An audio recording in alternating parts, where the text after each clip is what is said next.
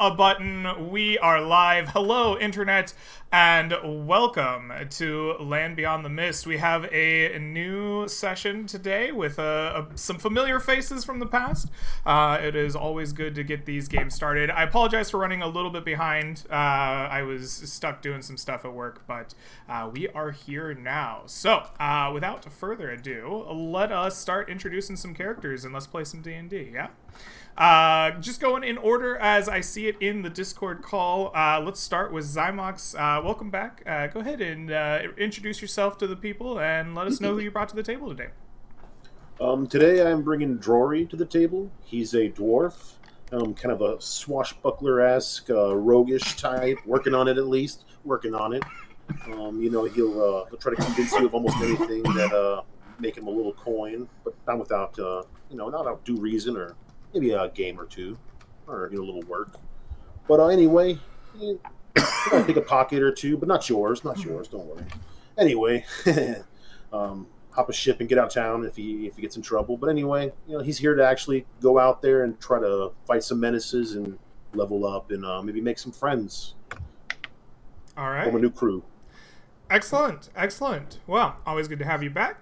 That will bring us over to the Broken. Welcome back to the Mist. Been a while since I had you play. Why don't you introduce yourself for those that might not know you and your character you brought to the table?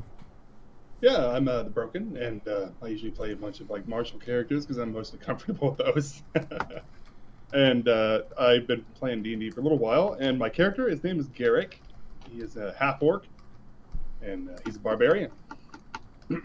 He's hoping to make some money to go back to his watering hole so he can fish all day long. Ah, a noble goal indeed.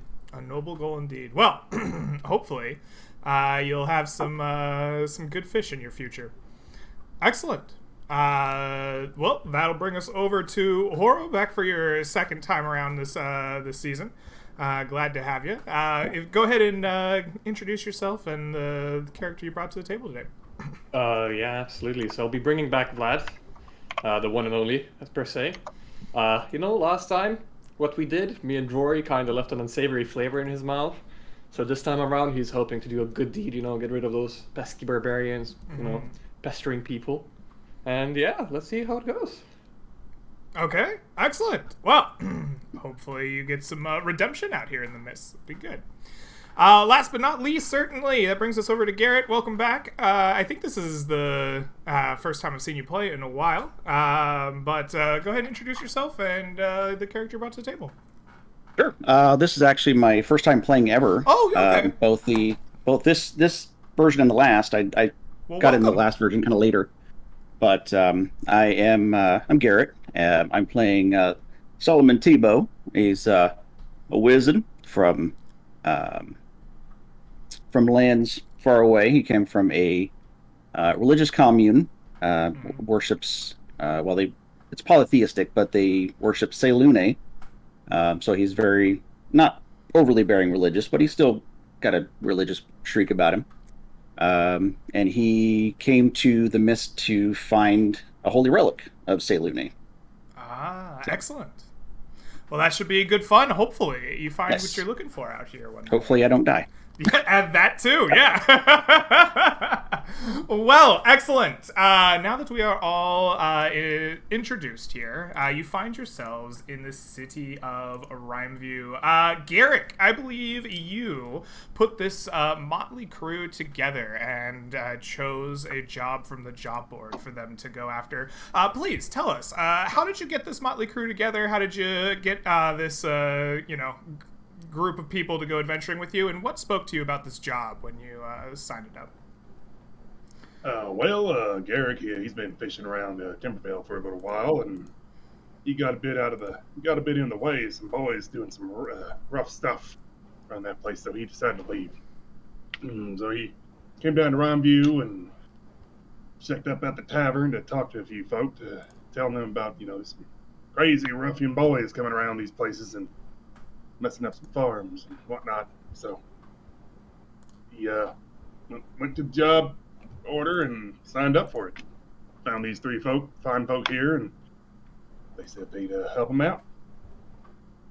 Okay, excellent. And you have chosen to sign up with the Cold Iron Company to chase off some barbarians that have been stealing from the farms nearby to Rhymeview itself. So, now that the four of you are assembled, tell me, how do you go about preparing to take down these barbarians? Anything that you want to do in town, talk about, or are we charging off, blades in hand, ready to fight some barbarians? Well, I think we're sending Garrick off with a few funds here. yeah, I have to go out and buy the food and water and We can't buy the food yet, right, Greg? Do we have to wait till the phase? Yes. Right. Rations So you can buy the will shield. be taken care of during the travel phase. You can buy the shield and the pick now, though. Yeah. I was gonna go out and buy a shield and a pick for the travels. Okay. Yeah. So you're looking for a shield and a pickaxe. A war Oh, pick. war Yeah. pick. War pick. A war pick. Oh, definitely. Yes. The Cold Iron Company is more than happy to sell you some basic armaments, even with a low reputation or to none at all. It is their trade to, sell adventuring gear. You can haggle with the prices, but you'll find that William Grimes is a stern negotiator. His large mutton chops frown at you as you try to get the price down. You can buy them as book prices from the player's handbook. Yeah, I believe it's 15 gold, and Garrick pops up to the guy. He's like, "Excuse me, Mr. Quartermaster. Here you go. I need myself a war pick and a shield. Thank you kindly." All right. Perhaps there is less haggling than I had first envisioned. William Grimes will happily take your gold from you. Yes. Hey, Garrick, just He Not much fits of a you token. with a nice shield, strapping in the leather, making sure that it works. Pockets your 17 gold, getting it behind the counter quite quickly. Thank you. Mighty kind. does Just Drory doing my know job. anybody? Sorry, what was that? Does Drory know anyone who is a member of the guild in decent standing who he might be able to pay them to give them their set of thieves' tools? You know what I mean? To Do kinda, you like, know on the someone sly. of decent standing in the secretive Thieves Guild? The Midnight Consortium is doesn't have a active guild house the way the other guilds of Rhymeview has. There must be a guild house somewhere, but as a layperson, you don't really know where it is. Couple seedy taverns, talk to some. Yeah, you can try to slink about and, use your shady connections as best you can. Throw a little thieves' cant around, looking for some interesting tools of the trade. Go ahead and roll me your reputation with the Midnight Consortium. If you have 0, then you'll be +0. It's a +3, so 1d20 +3. Go ahead and take +1. Okay, +1. You'll need to be above 10 to get +2.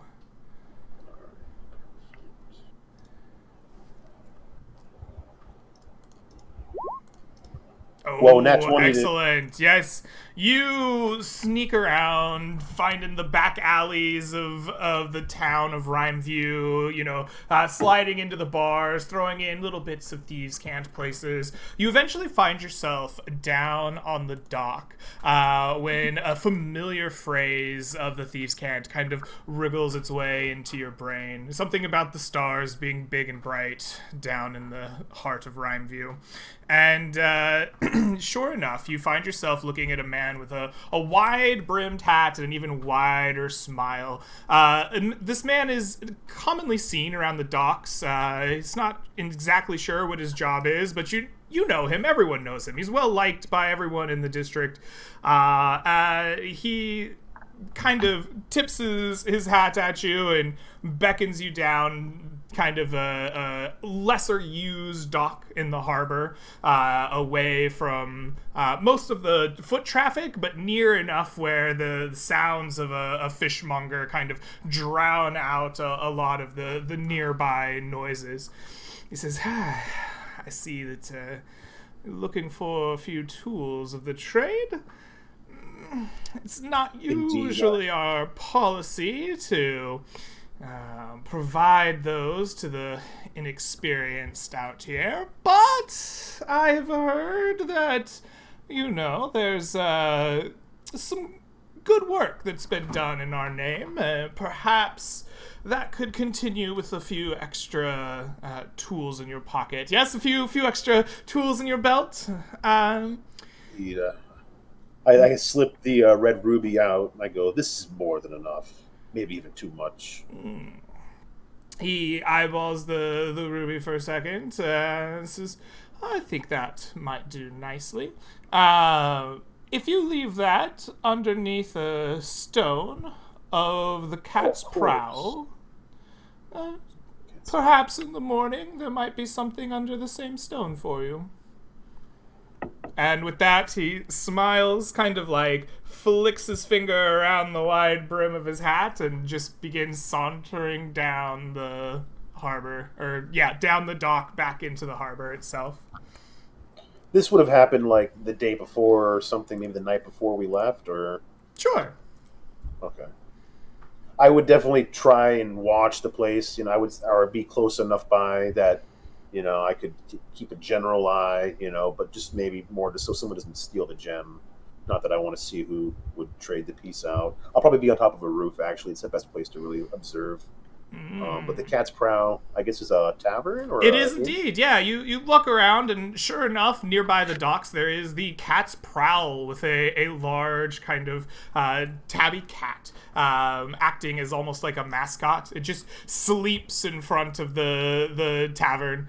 It is often petted on the way by, and the patrons are a rough and tumble lot. Sailors, the kind of crew members of the whitewater merchant ships that come by, not captains, and, the well-respected, wealthy lot. Lots of copper being spent at this bar here. There are a few rooms available, but it is more of a place of eat and drink than anything else. I'd like to stealthily put it under... Is there a stone that seems obvious, or is it just lots of stones around? There is a kind of cobblestone entrance to the place, and one of them, as you kind of look around, seems to be a little bit loose to the touch, as if it could be picked up and replaced. All right. I'd like to stealthily put the ruby behind the stone when there's not enough. Roll me a sleight of hand check as you are stealthily slipping your stone beneath, or your ruby beneath the stone. Roll. Perfect. You know the ways of making sure that you are unseen and quick about it. It turns out there's beneath this loose cobblestone, there's a nice little dug out kind of hole would fit a fair number of things, much bigger than needed for your small little gemstone. But sure enough, you place it down there, pretty sure that you've not been seen or watched, and the cobblestone is left in place as you wander off to a rooftop for the night of close watching and inspection. We're just waiting, really. It seems like a pretty decent spot. Hopefully, no one just takes it. Okay, so you're not going to hide out on a rooftop to monitor. I'll hide out on the roof, but I don't want to, seem overly. I don't want it to be like where I'm too paranoid, right? And where I'm looking too much, Pull back just a little bit on the... Okay, yeah. You head up onto a rooftop and watch. Sure enough, into the evening, the kind of foot traffic dies down as the town starts closing up for the night.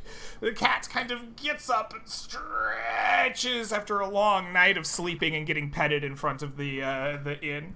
It saunters over to this cobblestone where it begins to paw at the cobblestone until it like pops open. The cat picks up your gem in its mouth, replaces the cobblestone with a little kick of its back foot, and hops its way up the windowsill of a nearby building and disappears. After a little while, the cat returns, a leather sack hanging from its mouth. Does a similar move, puts the leather sack underneath the stone, and saunters off down the street, presumably waiting for a nice meal. I will retrieve the item and then go about my way to meet up with Garrick and the crew. Sure enough, for your gemstone, you have received a set of thieves' tools. Awesome. Thank you, buddy. Thank you. Excellent. So, with thieves' tools acquired before your expedition, is there anything else that you guys are trying to do, or what is the plan here? You have a job, and if you will chase off these bandits that are, raiding the nearby farms by sundown of the next day, you will be rewarded in golden coins from the Cold Iron Company. What's your plan? Yeah, is it possible to speak to the clan itself? Maybe get some more information about the bandits? How many of them? Like, what equipment are they wearing? You want to speak to the Cold Iron Company about it? Absolutely. Yeah, about the job.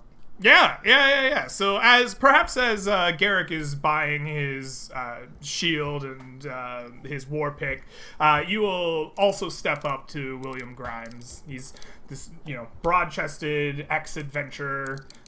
He oversees not only the trade store, but he's also kind of the front man of the Cold Iron Company itself. He hands out the jobs and makes sure that they are done and paid. As you come up to ask about the farms, what do you ask? What do you want to know? Yeah, so the job, we're probably going to be chasing off the bandits, the barbarians from the farms. Say, can you tell us, do you know how many of them there are? Like, where they're holed up or anything like that? So, like, we don't know exactly where they're holed up. We know that they have hit exactly 4 farms over the last 4 nights.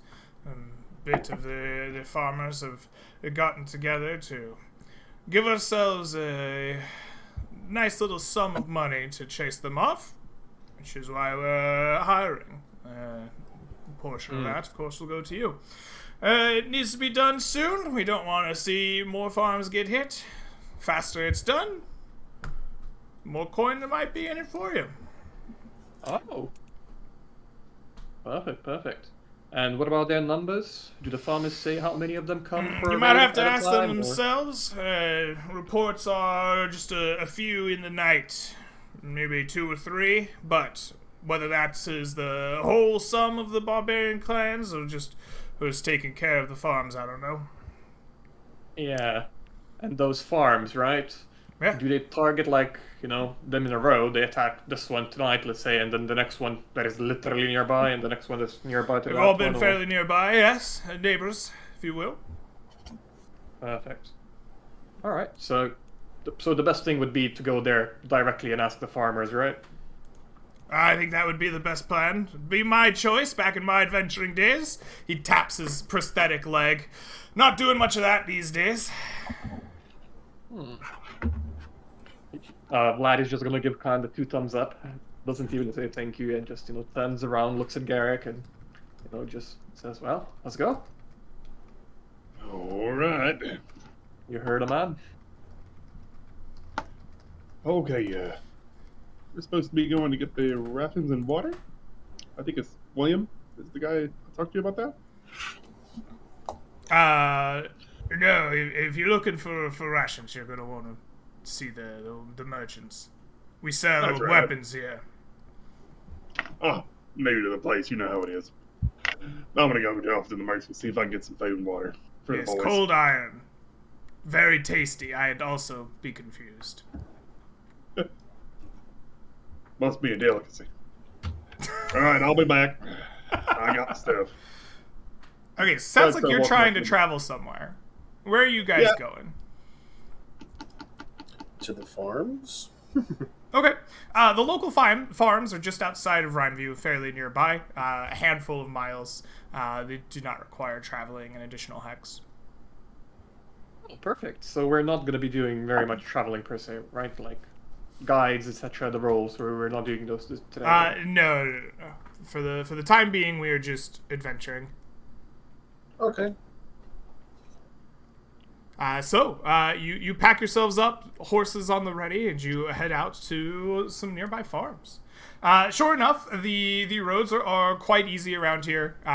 It's 4 or 5 miles out from the city proper, following kind of the dirt roads that have been scraped out by tons of travel over the kind of years that the city has grown and developed here on the Shrouded Coast. The nearby kind of coastal area of Rhymeview is a very fertile land where kind of all of the yearly farming happens. It is spring, so you're seeing kind of a lot of growing plants, a lot of emerging, shoots and sprouts of vegetables and grains and whatnot, kind of coming up around you. You got directions to kind of neighboring nearby farms. 4 of them have been hit in the last 4 nights, and after a little bit of a couple hours of travel, you find yourselves at a kind of big, nice farmhouse overlooking some, we'll call it barley fields, green barley, not yet ready to be harvested. And you will see that there is a barn kind of off to the side of it that has been kind of broken into. You can see as you're approaching the farmhouse from a distance, the entrance to the barn is kind of off of its hinges and hanging, like sagging off a kind of open, dark portal into the barn itself. You can see like fire damage, like smoke damage along the side of the barn, and there is a pen to the back of it that has been broken into. It seems that at one point it would have had farm animals penned up into it. Currently, there is just a handful of like cows just like scattered about, roaming the barley fields. As you approach with your party down the road, eventually an old kind of farmhand will step out of the house and kind of hail you as you approach. Hello there, everyone. Are you from the Code Iron Company? Yep. Yep. We are doing the mission for the Cold Iron Company, yes. Excellent. I always knew that we could count on them. What can I help you with? Have they hit your same farm more than once? No. Mine was 2 nights ago. My old back doesn't get around fixing the place up as quickly as it used to, but What about the rest of the repair farms damage around? eventually. What really hurts is the loss of the animals. Slow down the harvesting. Sorry to hear that. Uh, What about the other farms around? Similar story. Came in the night, whooping and hollering, torches and fire. Yeah. How many farms, though? How many other farms, and how many days? 4. 4 and I think 4 nights. All kind of nearby. My neighbors. Do you have any idea? You must know this area. Do you think they're just right outside the farms, not too far away? Well, I don't know miles where away? they are. Am I not the tracking them down type anymore? When I just when was I wondering heard if you them knew coming, the area. I barricaded me and mine up in the home there. Let them do what they would with the barn. I heard that the Johnsons tried to run them off themselves and took a few arrows and a nasty blade for the troubles. Lost a few good farmmen up there. Do you guys think we should post up somewhere around and hope they hit one of the farms? They don't seem to be coming back to the same place twice. Do you know what farm they might be hitting next? Is there only one left in this area for them to hit, or are there a couple more that you think they could really? Well, I mean, all of the nearby farms around you, I suppose, are potential targets. I would think the farm's closest to you, but Yeah, well, four of my neighbors have been hit. We got even more around here. If you would, what do you guys think? Huh? Sorry, old man. Have you had a look at them? Were they humans, right? Yeah. Got a good, nice look at them out the window. Humans covered in furs. I don't know what kind of animal. Brown and heavy fur. They had torches and big old blades. They broke down my barn, took out some old, I don't know, old metals and a bit of the old harvest that's drying out in there, as well as mostly it seems they came for the animals. Didn't take them all, but enough. Unless you guys have more questions, I don't know. What about posting up at a local farm or trying to track the tracks? What do you guys think? It's been a couple of days here. We find the one they did last night. Have you and Robinson, have you seen which way they went? You know, maybe if we know which way they went from one farm, which way they went from another farm, we could, count which way is kind of their home or not. Yeah, it's a good idea. And then between that and tracking, that should be pretty good. Yeah. I If they just beeline home, it would be pretty easy to find them. You know, if in this farm they went let's say south directly to the forest or whatever, and on the other one they went east directly to the forest. Well, the people who chased them off would be the only ones who knew what direction they went. Was that last night? Who got hit last night, Mr. That would be. That would be the Williamsons down the road, and they got hit right after me. I got hit 2 nights ago. Johnson's they were right before me. They got cut down. I believe the Terran family was the first. They were not in the fields at the time, but they came back to see the place ransacked.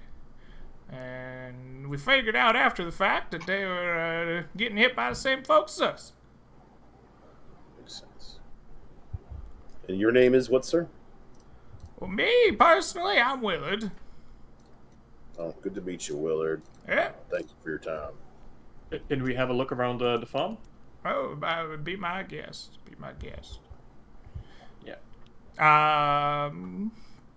I suppose his farm will look something like...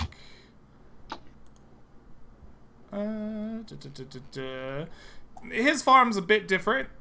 Different crop. But his farm will be laid out very similarly to this here. The fields are barley here.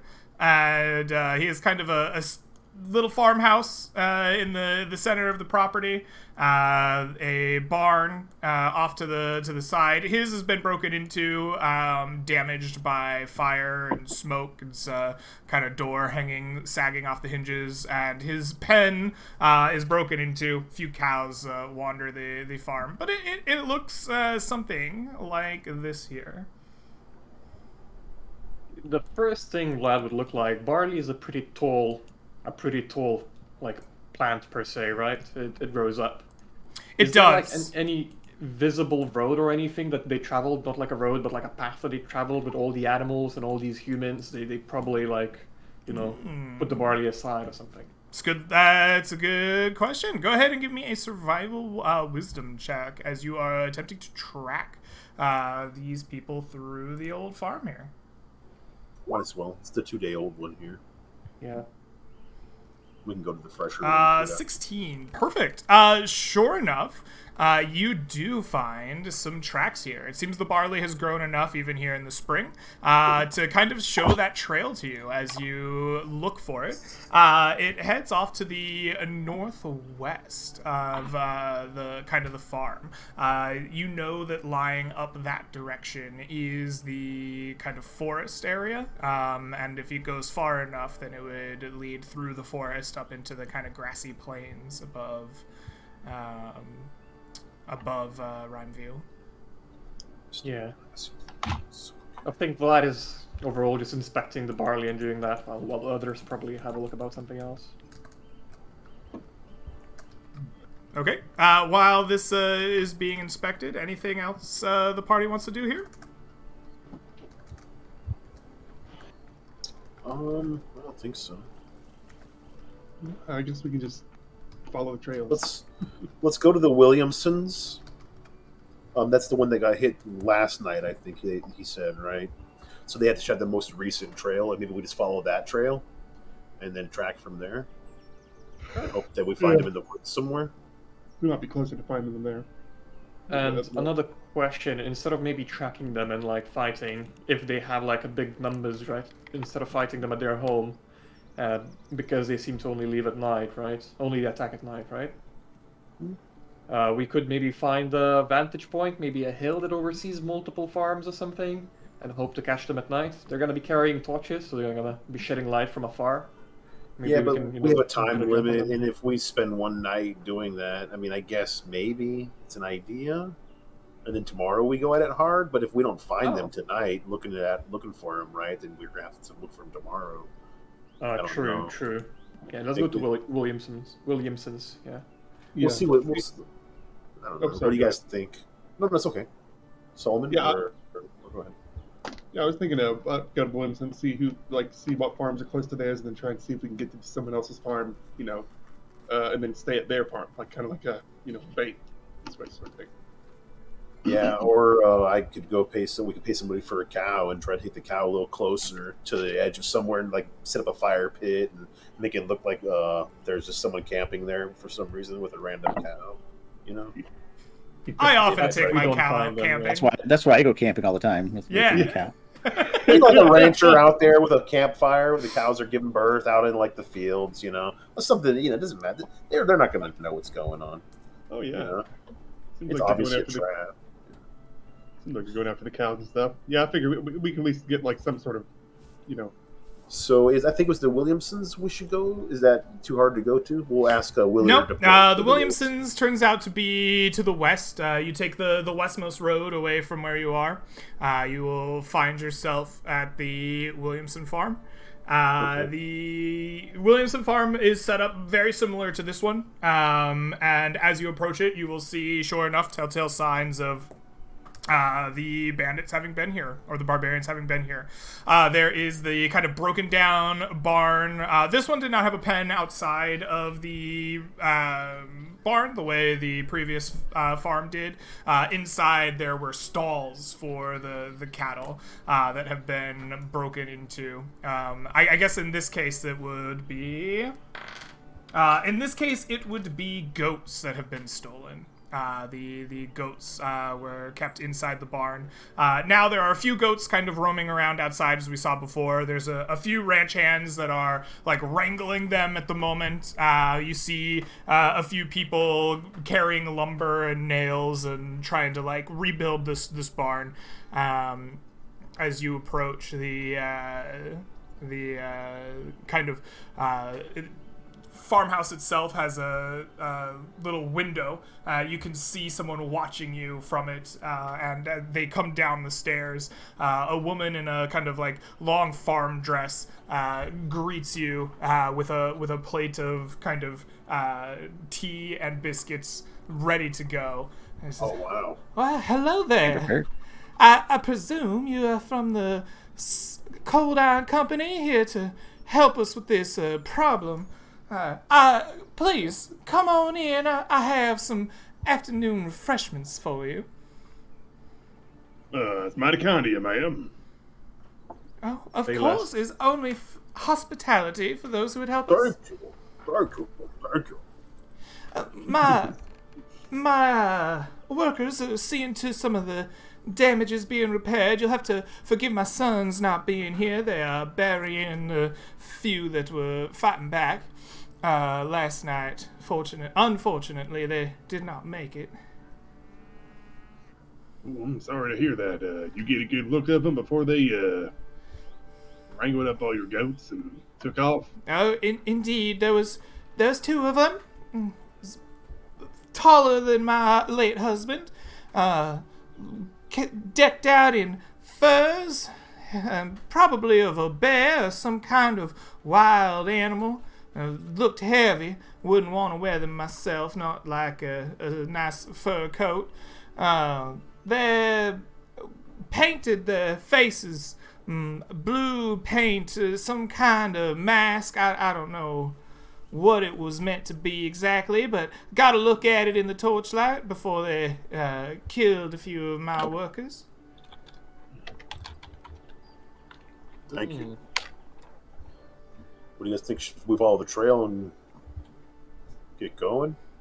Sorry, before they slaughtered your man, did they have any demands? Did they ask you to put down the weapons, or did they just look at you and start swinging swords? Like, can you explain a bit more what happened? Well, it was very clear they were coming to take our animals. Men rode off to drive them away, and quick as a snake, they just chopped them down, laughing about it, and they took off with the goats. Thankfully, the crops themselves seem to be left well enough alone. There's a bit of a trampling on them, but we'll still have a decent harvest. But it's not like they asked you for your wealth or anything like that, just took the goats and left. Well, it turns out you don't have to ask much when you can just take what you want. Yeah. No, I guess there's a truth to that. Pat my war hammer and my short bow on my back, and Rory will be like, "We're gonna go and slay these foul creatures. They seem to have no remorse for the farmers around here, preying on the backbone of society." Spits in a place where there's no one standing. Oh wait, I sorry, would prefer you try not to spit inside my home. Well, are we inside her house? Yeah. Oh, I thought it was a spitting vase. I'm sorry. Don't worry about it over much. I'll have Melinda clean it up later. Poor Melinda. Could we go outside and see if we can track it from here? Like, which way into the forest, like, they went as well? Sure. Why don't you give me that survival wisdom check as you look for their tracks here at this farm? A 9.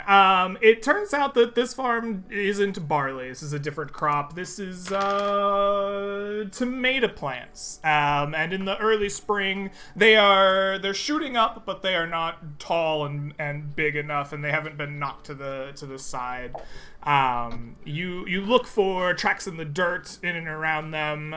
There are enough tracks from the various different farmhands that have been out and about that trying to find the specific barbarians ends up too tall of a task. How close together are the 4 farms that these guys hit? Are they all in a row? Are they in a general area? Yeah, so the farms themselves aren't so much like lined up. This isn't suburban America, right, with nice straight lines and squares. They're kind of all over the place, but they're generally in the same kind of area. The 4 farms themselves would be all within about 4 or 5 miles of each other, with enough land between to do the farming and pasturing. Yeah, they are where the best farms are. The best farm spots, right? Not like in a nice exactly. There's the ability to work the land and like terrace it and whatever else, but the farms themselves are like the land itself isn't like dug out to force farms in a row, right? They're just kind of where they can be. Did we get the same? Well, no, we probably didn't find the tracks here, right? Yeah. Yeah, so we could probably just, I don't know, what do you guys think? Supply up and then just try to scour like that 4 or 5 mile range in the woods along there. Maybe we look for tracks along that section, like tracks going into the woods, trails, like obvious ones going to and from the. And if not, we could try to camp in that area in between the farms and the woods somewhere, like 2.5 miles each way. And maybe wait for someone if we can, or If maybe we choose have to go on one side or the other. if we have to camp out in the forest, right? Is it possible to get some food from one of these farms, like just to sustain us over the night? Oh, Is yes. that going to be an issue? Or? I'd be happy to supply you with some victuals. If you give me a solid hour, I will cook you up the finest porridge. Perfect. And what I would suggest, if we go back to the previous farm, maybe we could follow the path that we have already discovered. Maybe it ends in the forest, at the beginning of the forest. Maybe it doesn't, but it's still better than just going in blind. Yeah, Unless- the general northwest path from the other place, from Willard's. Yeah, that works. Unless somebody has a better idea. If we don't find them by nightfall, once we can. There's the Johnson's farm and the Terran farm, and 2 more chances at a nat 20. So, They hit the Terran first. I mean, The honestly, Johnson. yeah, the Johnson's farm, right? They must be like making sausages over there and have pigs, right? Johnsonville, you know. I thought they were dead. They killed him. They killed the Johnsons. Oh shit, they are dead. Those were the dead ones. You're Yeah. right. No more sausages for you, man. Aw. Yeah, Garrick speaks up to the lady. He's like, "Hey, you got any farming neighbors that are pretty close to you that haven't been hit by these ruffians?" A couple, yeah. There's, without riding too far, there would be, I believe, 2 farms that have so far evaded the pillaging of these ruffians, as you call them. Do you know what they're producing over in those 2 farms? And their names, maybe? Yes, one of them, the, I don't like to speak ill of them, but we'll just say one of them farms up some rice, while the other is known for barley. They're in competition with the old Willards. Thank you kindly, ma'am. And your food is Do any of them have more animals than the other? Do you know? Yes. Our dear rice farmers have a good number of sheep.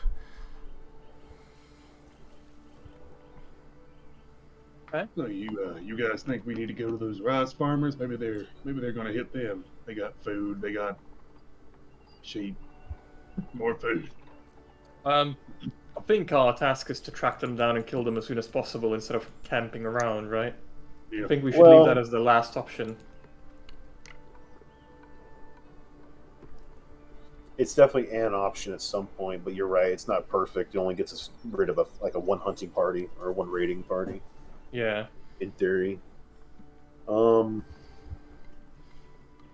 Let's go to the forest. It's not gonna take the whole day to get to the forest. It's only a couple Let's miles let's off, go right? to the let's go to the Johnsons and try a tracking roll from there, or unless you want to go to Willard's and just skip onto that and use your 16. You know. I think we should go to Willards and just follow to the forest from there. All right. What do you think, Solomon? You have the Yeah, wizard. I think- Wizard talk. Yeah, that's just follow the trail we have. I mean, no sense in wasting time. Yep. We only got till sundown. Yep. Yeah, pretty much. Well, tomorrow. All right. You return to Willard's farm, and you begin your tracking through the long barley, picking up the trail that you found before and making your way in the afternoon sun through the farms. The farms themselves take a decent long time to get through. There's large amount of land between the forest itself and the farms. You finally start seeing kind of the trees and the edge of the forest propping up like late into the afternoon. You probably have about 3 or 4 hours of sunlight left in the day as you kind of reach the edge of the forest, having spent a decent amount of time investigating the farms and traveling between them. Do we see any smoke, like from an afternoon lunch fire? You peer across the horizon of the trees looking for some smoke. You do not see any at this time. What about anything with an eye shot that could serve as a shelter, like rock outcroppings or just from the edge of the forest looking in? Well, just a natural lay of the land, yeah. Like something could work as a natural shelter habitat. Okay. I like what you're thinking there. That sounds to me like you are interested in the nature of the kind of area. Why don't you give me a nature intelligence check as you scan the forest here, looking for something specific. So, to your eye, there are a couple of places that could very well be a nice shelter. There is a small set of hills to the east of where your kind of track is leading, upon which there may or may not be some caves or some nice tall boulders, but you can see some rocky hills that could very well have provided some amount of shelter. If you were going to pick a place to camp, that might be a decent one. Another one that gets your attention is a particularly thick copse of trees that you can spy basically by the canopy of the forest. They seem to be a good mile or so in, but the forest in this region is kind of thin. There's trees that come up, but the canopy itself doesn't touch and connect at the top, so light can come in, the weather can come in. But you can see, just kind of scanning here, that there's definitely a thicker portion about a mile or so in where the canopy seems to come together. It might give you a better bit of protection from the elements and whatnot in that area. No, so you've, oops, sorry, go ahead. Oh no, I was gonna say I relay this to everybody, kind of the general thoughts. Mm-hmm. See, if I was one to be a ruffian, I'd probably want to hide up in them hills. Wouldn't be too hard for me to find a cave and hide some smoke from would-be trespassers, maybe. It does appear that it tracks do lead net to particular direction. So, I mean, that would be my guess. First blush. Yeah, if you think that's a good place to start checking, we might as well. We have 3 or 4 hours. We can probably make it to that thicket within that time and check it at least. Sorry, I wanted to ask, would Vlad be able to pick up a trail inside the forest? Maybe he sees, the goat droppings, or maybe, some part of a path, a lot of the branches are missing where they pass through the animals and whatnot. Would I be able to pick up a trail in the forest, or... It's possible, yeah. So you want to pick up the fresher trail from the night before? Yeah, essentially, yeah. Okay. That sounds like you're looking for something new and different from what you were following. So yeah, why don't you give me a survival wisdom check? So you're looking for that kind of trail of goat droppings and fresher branches broken, whatnot. As you look through, it doesn't appear that in the kind of area of the forest that you're in that you can find any trail from the night before. You don't see any telltale sign of goats, and markings or broken branches that you do find don't seem to be fresh enough to make you think of the previous night. Shall we go to the thicket? All right, sounds like a good idea. Might be your best bet. All right. Sorry, but just a quick question, right? They always seem to be coming from this foresty area, right? The trail that you found definitely led up this way. And when speaking to the previous farm owners, when they had people fighting these barbarians, which way did they say they went? Did you ask? All right, fair enough. I don't think we asked the lady what direction they went. No, We were going to ask that from the other guy, but he wasn't there when it happened or didn't see, right? That's what he said. Yeah. But we know they went northwest from his place. They came most likely from that direction, and they took the animals that direction. So I wanted to go to the other farms and try, but no worries. Let's check I out wonder maybe if the we thicket. Wonder if we could find some animal droppings if we keep following those trails, huh? All right. Those animals have to poop sometime. You push on towards the thicket that Solomon Tebow found. Yeah. And you press your way through the forest. Let us see if you have an encounter as you go. Excellent. Did we need to sort rations before we do all this? We'll figure out. You have some nice porridge that has been cooked up by a lady of the farms. And I'm sure she'll give you some tea for your travels as well. Some nice iced tea in your water skins. So I would have had to convince her for a little feed for Dolly too, because I have Dolly. I'm sure that she will give some nice oats or something for your pack animal as well. Oh, that was very nice of you. That's probably what I would have said.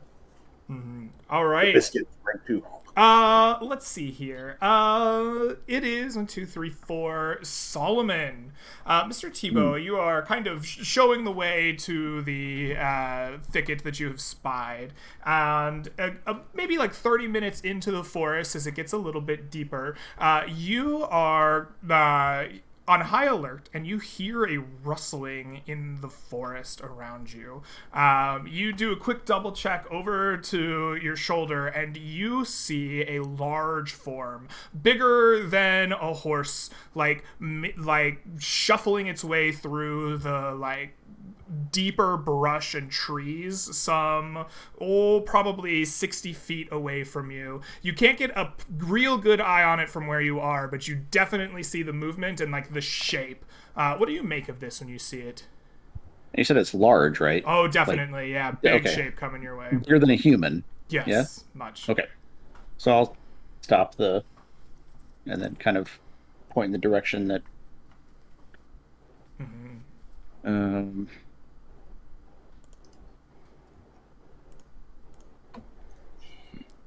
you point, you look, the shape keeps coming forward. You start hearing the kind of branches snap and break. And as you are sitting and watching, you see its feathery form come into view as it kind of breaks through the brushes that were in your way of seeing it. And now some 40 feet away from you is a large owl bear stalking its way towards you and the party. You can see its beak-like face kind of testing the air. It seems to be smelling and coming your way. Yeah, when we notice it, I want to stealth, right, myself, and start get my bow and my arrow out and start getting a position ready. And maybe I doubt we're getting away from this. It's now 40 feet instead of 60 feet away, right? I would absolutely love to let an arrow loose before he gets close to us. And maybe split to our side. Someone is stealth, and then if he shoots an arrow, I'll probably shoot an arrow too. But I'll have to wait till we do all that, I guess. Okay, absolutely. You see it about 40 feet away from you. It briefly breaks through some bushes and some trees, and it looks something like this. Solomon gave you ample heads up to make a kind of a move before the creature does by being on high alert. So, Drory, you immediately duck behind a tree or something? Where do you hide here on this old map?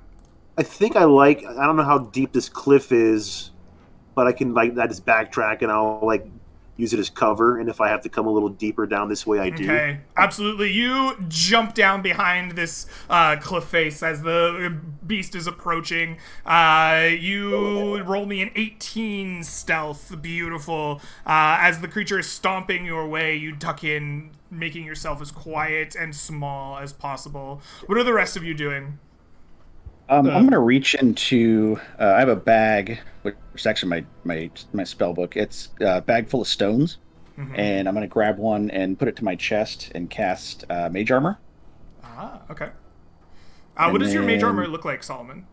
He has the stone in his hand. Mm-hmm. He puts it to his chest, and it kind of just bursts in this kind of blue, almost like a silhouette of kind of like plate armor. Yeah. Very cool. Very cool. And then I'll probably move too far away from everybody, but probably about here-ish, kind of hiding in the trees a little bit. Okay, yeah. You cast your mage armor, and you slink off into the trees as the beast is approaching. That leaves us with Garrick and Vlad. As the beast is coming closer, what do you do? Garrick's going to try and get over to this spot here and hide with his shield and his war pick. All right, you press yourself under a tree, and you attempt to hide as best you can. Go ahead and give me that stealth dexterity check. Oh, yeah. Boom. Normal roll, I believe? Yes. 14. All right.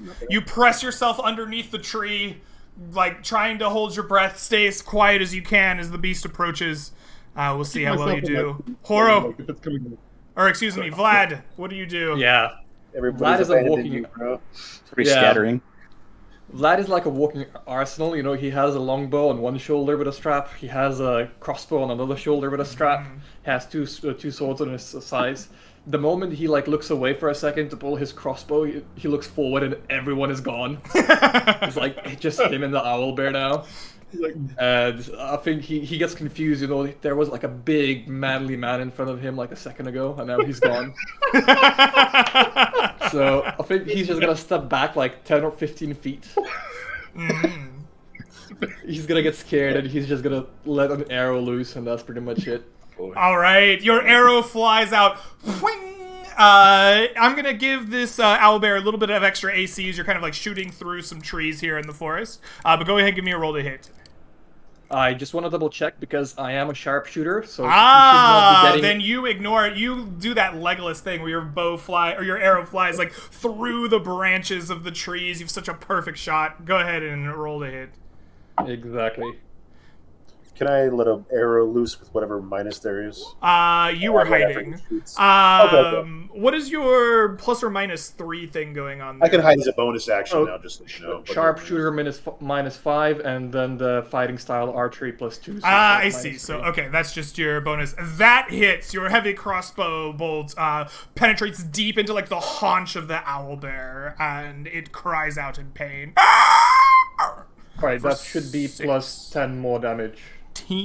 16 points of damage. Excellent. The bear cries out and it charges in, rushing through the trees closer to you all. As it breaks through the trees, everyone roll me initiative.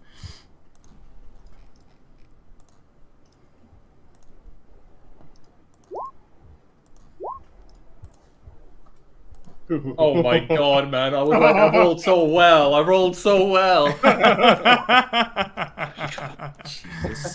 Oh, beautiful. Alrighty. So, the owlbear will be the first to act as it breaks through the trees. The owlbear has what for its passive perception? Its passive perception is... 15. So, Garrick is the closest to it, and it cocks its head, sniffs, and it breaks forward to you, Garrick, smelling you behind the tree. It raises up its claws and brings them crashing down on you. The first with a 14. Will that hit you? No, it's missed. That's a miss. It's going to be a hit, though. Your... Sorry, Greg, would you be able to put the map on the stream so the guys can see? I'm very sorry. I thought it was up on the stream. Oh, that's good. There we go. Your newfound shield just like bats its claws away from you at the last moment. You thank very much your friends and their nice, generosity at the beginning of your adventure. But then it lunges forward and tries to beak you with an 18. Will that hit? Yep. Alright, its beak savages your flesh for 15 points of piercing damage. I'm down. Oh, Garrick falls into unconsciousness, bleeding That's out on exactly the his ground. HP. No. You're a half orc, right? Oh yeah, relentless endurance. I'm up. So Oh! it drops him He's- exactly to 0, but he goes to 1. All right, Yeah, I go to one. Garrick There it is. stumbles, bloodied and bleeding, his like torso torn up by this savage beaking he just got. It looks like to all of you he's gonna fall on the ground, and then he unleashes a savage roar. Ah! And he stands. Vlad, you see all of this happen right in front of you. What do? Vlad is having flashbacks of a very flamboyant monk that did exactly the same thing and nearly died like 20 times. So he's just gonna go heavy on his heavy crossbow and do the same thing again. All right. For a 9. This time, your heavy crossbow bolt flies wide. Perhaps it is your memories, perhaps it is a bad time for rain, but your crossbow bolt just flies wide of the mark. And if possible, I would like to move just a tiny bit backwards. Mm-hmm. Absolutely. Drory, it is your All turn. right. You are hidden behind this cliff. What do you Advantage do? with an advantage with my short bow, and I should get sneak attack because he's still up and within range. As long as You have advantage anyways.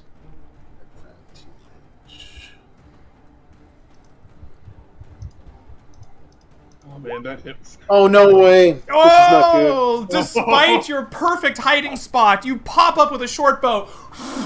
You shoot it right in the back, but its feathers are just too thick. You weren't expecting such a, like, dastardly feathered beast. Your short bow's arrow just nestles in there, not harming the creature. How high is this cliff? About 5 feet. About 5 feet. I think with my strength, I can easily climb up the 7.5. I think, or whatever. I would like to use the hide action, and I'm going to move as much as I can this way.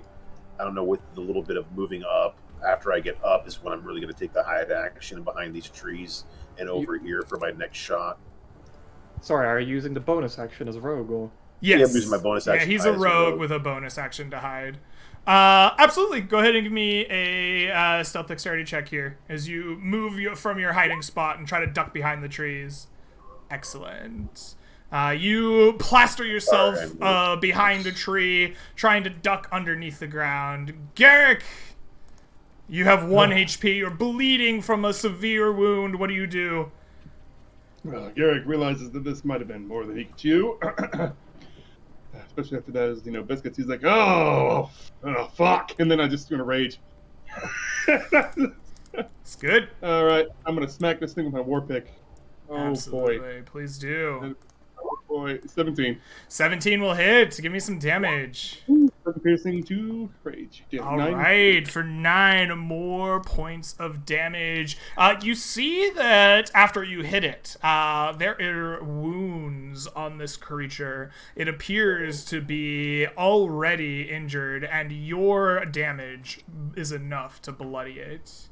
Whew. Solomon, there's a bloodied owlbear in front of you as you are behind these trees. What do you Bearing me do? down. Do I have a line of sight on him? Yeah, good enough. You can kind of, you're not like hiding Okay. behind the tree, so you can kind of like pop around it and shoot it or something. Okay. Yeah. All right. Well, I'm going to summon a firebolt and hit it with the firebolt. Absolutely. 16. Oh, that'll do it. You Okay. summon that ball of fire. Give me some damage. 3. Nice. Or 8, excuse me. And then I'm going to make my hasty retreat. So I'm going to go kind of along here. 5, 10,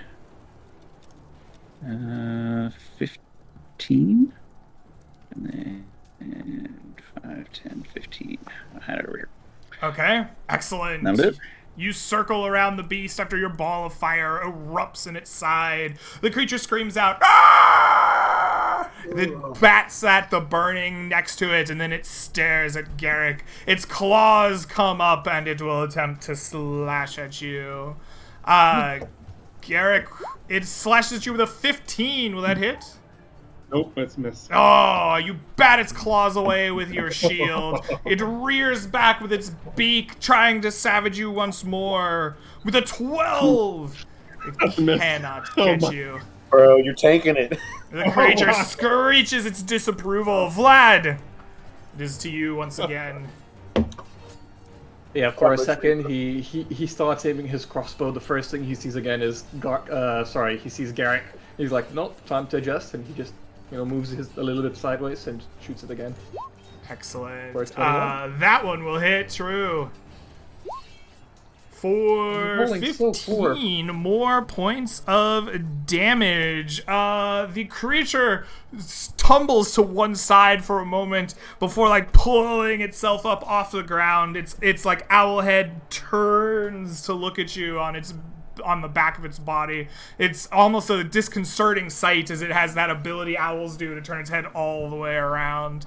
The beast seems to be close to its last legs, though, as it's bleeding profusely from old wounds and this crossbow bolt. Sorry, I would absolutely like to action surge, and I would like to shoot another bolt at him. Oh, well, please, action surge away. I will not be using sharpshooter this time. It's gonna be Okay. a regular bolt attack. Okay. For a 16. For 16 will hit. 13 For 13 more damage! Oh! Your crossbow is so strong. Your bolt flies true. As it turns its head to look at you, you put your next bolt right between its eyes. It falls back on top of Garrick. Ah! But it lies dead. Rory will run up and drop his bow and help get the thing off Garrick. Absolutely. Oh, man. You rush up. Check to push it. Wow. You rush up and pull the massive beast off of Garrick, seeing him bleeding but still well, healthy and alive. Well fought, friend. I'm glad you withstood that. I don't know.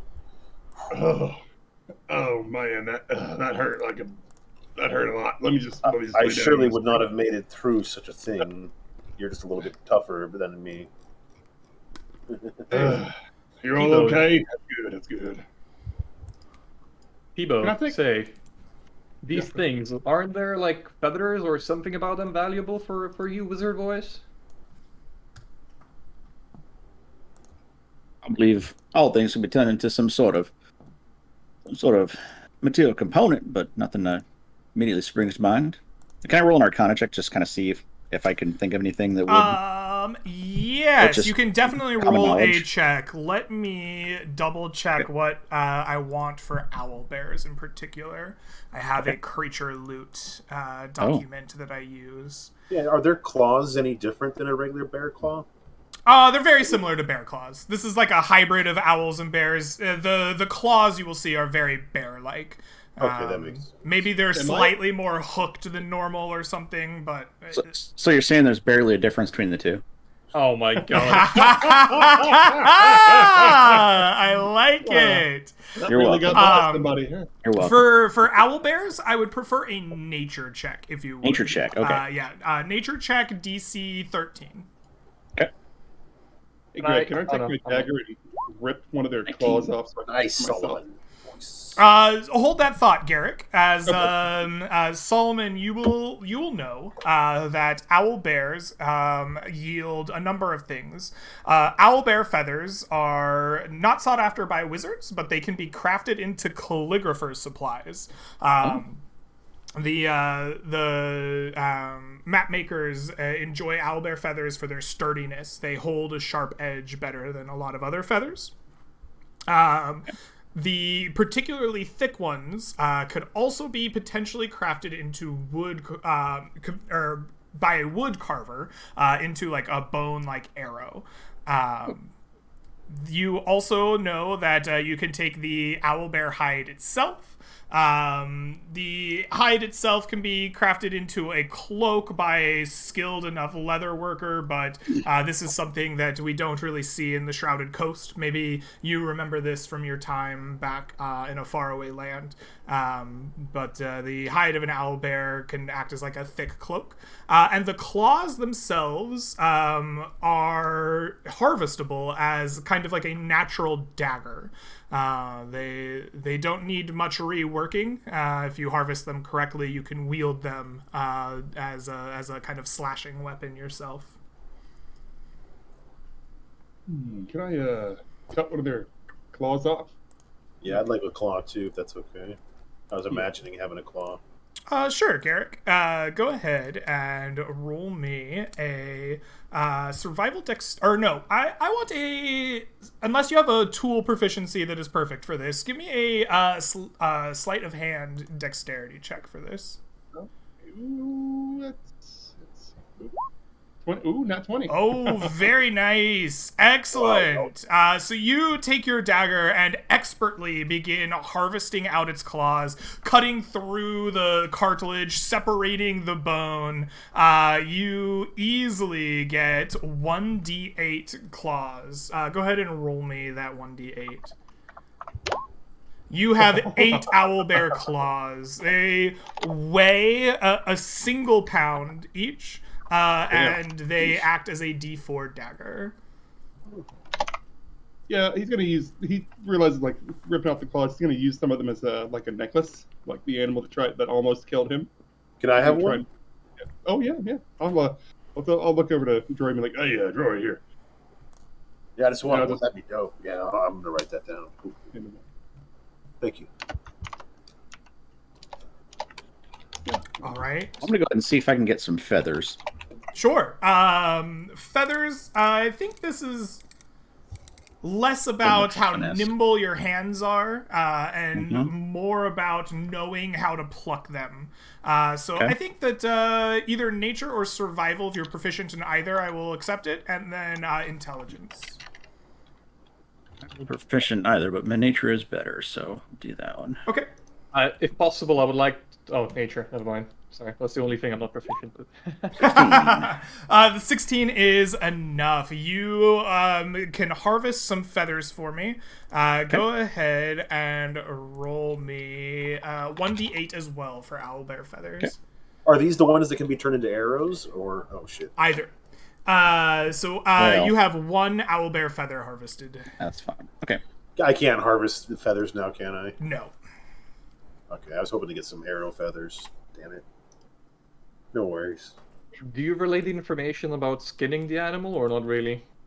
Do you just not say anything? Because I don't think that Vlad would know. But I was assuming he was telling us maybe a little. Yeah, no, I would relay that to everybody. Just what I would know about it.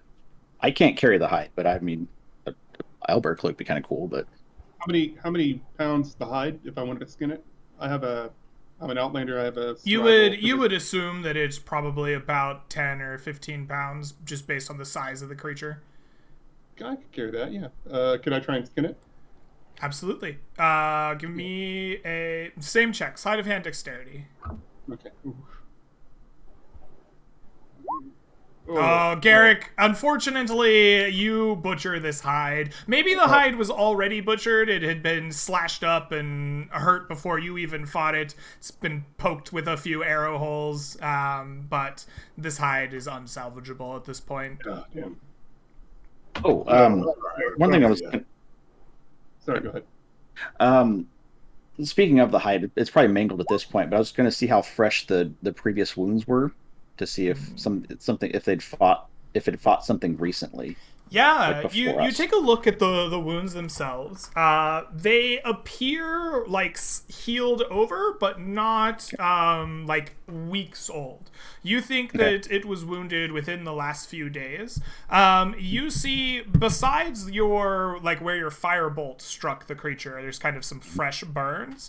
There's definitely signs that it was attacked with fire of some kind, either torches or another fire magic user. There's definitely signs that it has been both slashed and burned in the last few days. Yeah. Fellas, I'm pretty beat right now. I'm gonna rest over here by this tree. I'm not feeling too well. All right, you take a quick 10-minute rest, drinking some water, binding some wounds, and you may take benefit From a short rest, here in Land Beyond the Mist, a short rest will get you as follows. You may expend any hit dice in your hit dice pool up to 1/2 of your total rounded up, as well as recover any powers or class features tied to a short rest in the player's handbook. Big rages are long rests. So. Oh, better than nothing. All right. After 10 minutes, Garrick is feeling a lot better. Is there anything else that you want to do here in the forest next to this owlbear, or is it time to pack up and start continuing forward? What's the plan, party? It didn't have any owlbear cubs with it that are around, does You it? take a look around for cubs. You don't spy any. They'd probably be up trees anyway. Do they even have cubs? Wouldn't they lay eggs? I don't Well, know. that cub would hatch from the egg, right? You know, I don't know what would hatch from an egg of that thing. an honestly. owlbear cub up there, maybe. Are we sure leaving this, butchered corpse here ain't going to spread disease? The wolves and coyotes and rats and Right. maggots deleted. That might be it. You might be right. Let's just head on to the thicket. We're only halfway there, or where Yep. are we? What do you think? Or where Yeah, would let's it be? keep tracking. Let's keep Let's tracking. go. I'll be in front. Keep trekking. All right. You continue forward into the forest proper, on high alert after your encounter with the owlbear. The trek takes you most of the rest of your kind of sunlight. It turns out the thicket was a little deeper into the forest than it first seemed while you were standing on the outside of it. As the sun is beginning to set, you can feel the temperature dropping in the kind of spring air around you. Garrick, begin to smell wood smoke. I'll put my hand up to the guys like, hey, fellas, I'm smelling smoke. I think we're getting close to somebody's camp around here. Could be them bandits. It might be them. Let's try to follow it. No, Y'all I won't think get we all scattered should out. be stealthy now. we should be stealthy now. Y'all I won't could get try to lead the way stealthily, like 50 feet in front of the group, trying to smell the smoke and just slowly, at a half speed, making my way as close to the smoke as I can, in general, take us while, hoping that we don't get ambushed ourselves. Since I'm a scout and my specialty is like forester, would sure. I have any sort of bonuses of doing something like this, or do you just keep it up to the dwarf? Since he's You're a just rogue. scout. What is that? That's your background? No, Outlander is my background. Okay. But scout is my job, my thing for traveling or whatever. I didn't know if I could use that for something like this, like scouting out the. Oh, camp we and get back. haven't gone into the travel phase. Oh, the gotcha. the Okay, scout okay. in the travel phase is a different kind of set of mechanics. Gotcha, than gotcha. Our like adventuring. Right now we're in our adventure mode, at least for the time being. I mean, if someone else wants to, I was thinking of stealthing in front of you. It's not the best idea. If someone else wants to lead, no worries. The wizard might be able to go invisible and be 50 feet in front of us. No, I'm kidding. That's a little advanced. I'm a Yeah, I mean- pretty proficient stealth person. I don't know how good you are at it, but So I have the plan, as I hear it, is that Drury is going to stealth out in front of the party, leaving the rest of you, and going to see what he sees as he follows the smell of smoke.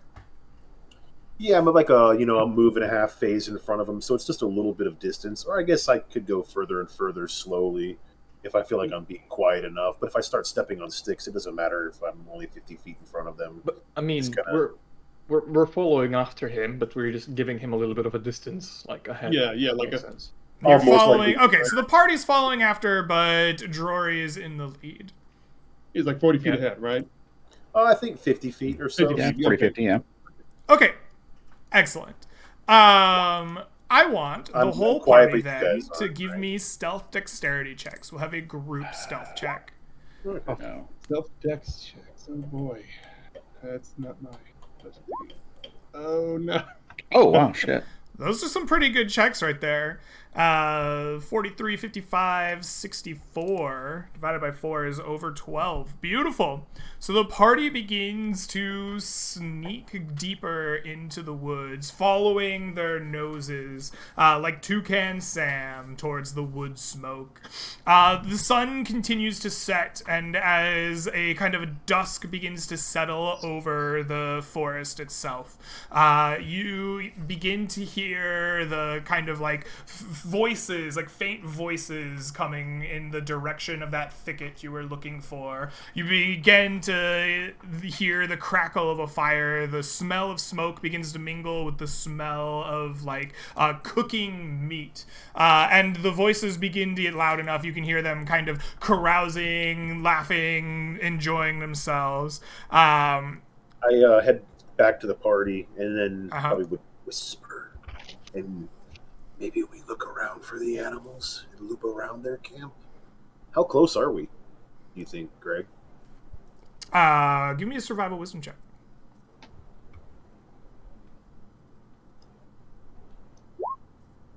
You think that you're still probably 150, 200 feet away. Pretty, still got some traveling distance to go. Yeah, guys, I'm pretty sure we're really far away, even though we can hear them really loudly. They're really far. They're like 200 feet more, huh? What do you guys think? Forests are like echo chambers, man. Sound travels. What do you guys think you want us to go toward the animals, or let's loop around and make sure this is the guys we don't want to attack the wrong people, right? But we probably still want to try to get the jump on them. I'll go up there with you. Sorry, go ahead. I mean, just have a look at their faces if they're rocking that cool-ass blue face tats or whatever those are. Yeah. I won't be able to see anything. Everything's in gray for me right now. Yeah, but I guess I'll... Dark vision? I don't know. So is there a higher up area from where we are right now that's kind of like I could loop over to like a hill and maybe get a better No, view you kind of went away from the hills. Here, you're kind of in a flat foresty area. In fact, the trees are getting thicker and thicker, and the natural state of this forest is to have trees separated quite a bit, like that map that you saw. But here, the trees are closer together. The brush is thicker. The canopy itself closes in. It gets darker in here faster than it does in like the rest of the forest, as the sun itself is setting, but also not making it through the trees itself. And Jory, keep in mind, it's better to be sorry than dead. So even if it's not the people we're looking for, just let the boat. Should have taken that shitty pelt with me. I could put that shitty pelt on, and if I fuck up my stealth check, then I could be like, oh, and then like run through their camp and then loop around, you know. And it might make them confused. That is a genius idea, Jory. I didn't think I wouldn't have never thought it. Damn it! Why didn't I grab that pelt? Oh well. So you said you're good at stealthing. What if we both stealth around the camp and like meet on the other side, and then like see if we get a good view of them? That way we don't have to get too close. Sure. Yeah, I'll stay with Tebow. Yeah, here in this area. Make sure no scouts are around trying to find us. If you hear me screaming, that means they found us. Don't worry, I'll try to get there as quick as I can. All right. Okay. So maybe we pull the group a little closer and then we do our scout around, because I don't know how close we really are, and I would imagine I wouldn't go 100 feet away from the group. So the group is spreading out, is what I'm hearing, right? You're not like circling as a party. It's like everyone's kind of going around looking. 2 here, 2 going up there. So like, around 2 different locations. Excellent. You most march of the staying in one spot. We're moving around, right? Tebow and I are here. You guys are moving around the camp to get to the other side. Yeah. Garrick and Tebow take off one direction, and Vlad and Vlad and Drory the other. You begin marching your way, spreading out, hoping to encircle the upcoming group. Unfortunately, Drory was a bit off in how close they were, and soon you find both parties find themselves kind of coming into the opening of a small campground. You come How far apart together. are we? Okay, Looking at this scene That's in actually not front fair. of you. Each of you have split up on either side, and as you peer through some like underbrush and some trees, you see 5 figures around a tent. A fire pit is going, and you can see the corpses of some like barn animals, goats and cows and whatnot, kind of piled up. Seems that they've been like picked to the bone and discarded, while over the fire a like large goat, plump and fat, is being slowly roasted. There is drinks being passed around, and these 5 are laughing and talking to themselves. Big broad axes on their backs, or laying next to them in the grasses as they are camped out here in the forest. Garrick's got a look of seduction on his face right now, looking at those axes. Those look like something I'd like to use. I guess we have the jump on them, we already hit their camp just like that. Boom. They don't seem to be noticing you at the moment, no. I look over at Vlad quietly. What do you think? Whisper to him, what do you think? They outnumber us, I'm not sure. Oh, I don't know if you could hear me or not, because I was whispering, but I got you. We got this. If we The can, other guys are sorry, somewhere over there, but I don't know where for sure. I'm gonna whisper very quietly, like try to be as sneaky as possible. It's like if we can lure 1 or 2 of them out and then fight the remaining ones. Otherwise, it's gonna be difficult. I'm gonna retreat backwards with Vlad, and we'll get Can off I- the map, I guess. And then I'm gonna see if we can't get to the other guys and get them to retreat off the map. Can I throw an owlbear claw out toward the fire pit? You absolutely can. Let me double check the range on daggers real quick. I think it's being like an improvised thrown. I think it's weapon, 20, 40 feet for a 40 dagger, feet? right? 20, 40 feet. 60 is the range. 20, So you can throw a dagger at most 60 feet.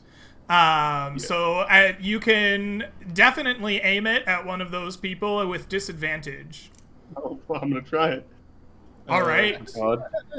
Absolutely, Garrick. You heft yourself a nice little owlbear claw in your hand, and you line up the shot. You are hidden and unnoticed, so you would have advantage, but the long range gives you disadvantage. So just go ahead and give me a thrown weapon attack with that owlbear claw as you line up on one of these guys. Let me give you some numbers on them, I suppose. We'll call this guy 2, I guess. There we go. And 1 and 3 and 2, 4 and 5. I'll look over to Tebow. Hey, Tebow, watch this. I used to be this in fishing hole all the time. Watch this. And I just check the dagger at that dude's head. All right. So you said the Give me that roll to hit. Well, do I roll a dagger? It wouldn't be a +6. It'd be a +1. D20 +1. Yeah. It'll be you're proficient in daggers because it's a simple weapon. Yeah. So it'll be your proficiency plus your dex modifier.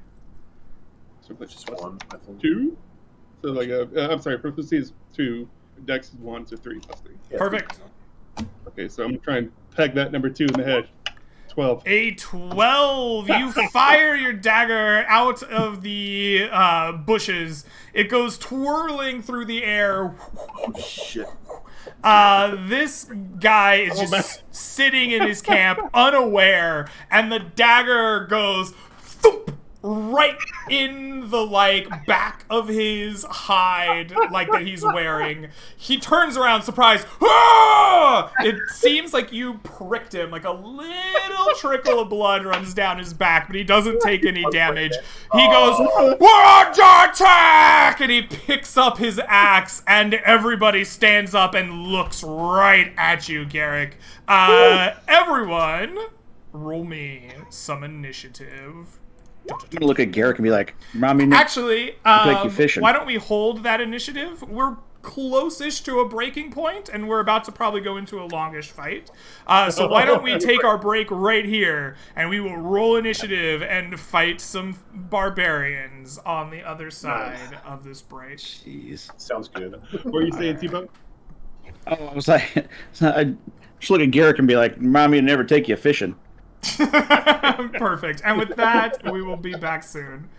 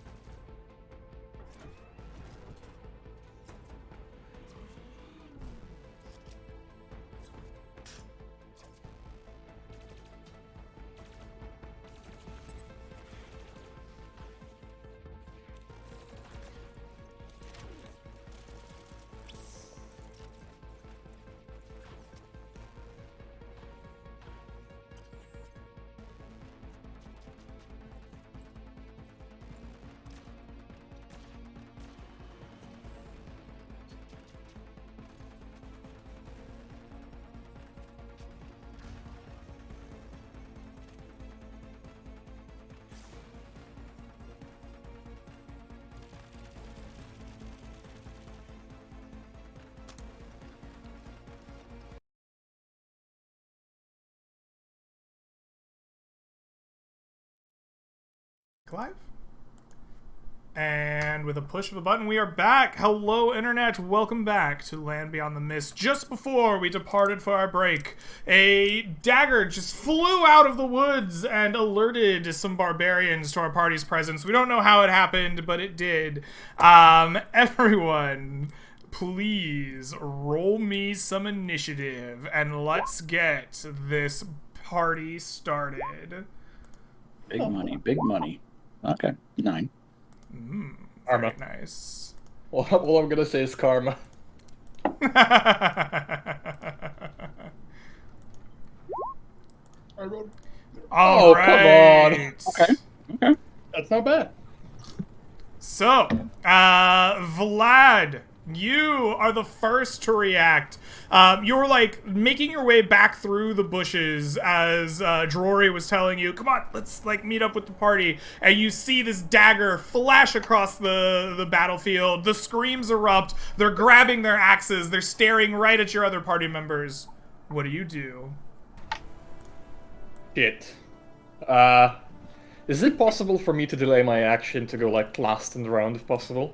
Like, You see can what hold your developments action. happen? You can declare an action and hold it for a specific trigger, right? So you could say, like, I am going to attack this guy when he moves within this, like, 30 feet of me, like, within my range or something. But you can't just delay to the end of the round. You have to Or get a like when he specific attacks trigger. somebody or something like that. Could that So be it? if possible, I'm gonna move like probably here because I feel like they noticed my party members. They're looking in their, well, side, whatever you want to call it. I'm just gonna hold my attack action to go essentially after all of them have moved towards my allies. I will shoot. If not all of them have moved towards my allies, I'm gonna shoot the one that's gonna be closest to me, I guess.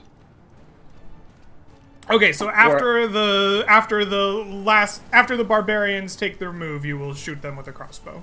Yeah. Okay, that sounds good. You knock your crossbow and prepare, hoping to shoot some barbarians. Drory, it is your... I'm missing somebody in the turn order, I think. Garrick. Oh, you have an old initiative. 21 is yours. Let me replace rolled you 7. there. Well, He you re-rolled it if you want to keep his 21. He re-rolled it when you asked for everyone. Yeah. to roll Oh, he re-rolled it. No, we're it. keeping the He 21. rolled it Garrick, when you asked for it last time. it is your turn. Oh shit. Well, I'm not hitting any longer, but I'm gonna try and throw another one. Okay. You left another owlbear claw. You're like, if one was good, 2 is better. You're at long range, so I'll need you to roll at disadvantage. Yeah, I'm going to 20, so I just roll it twice. See what's yeah, I think it's. Let me double check. Yeah. 3. That's plus 3. Sorry. That's 3. Roll it once. That's 7. That's definitely not gonna hit. But we'll see what Yeah. the- You throw your owlbear claw, but it's just kind of on the edge of your range. It comes up a little short, and the barbarian just kind of slaps it out of the air. So I got movement. I'm gonna move. I'm gonna tag team out. Tag, you're it. And then move here. Okay.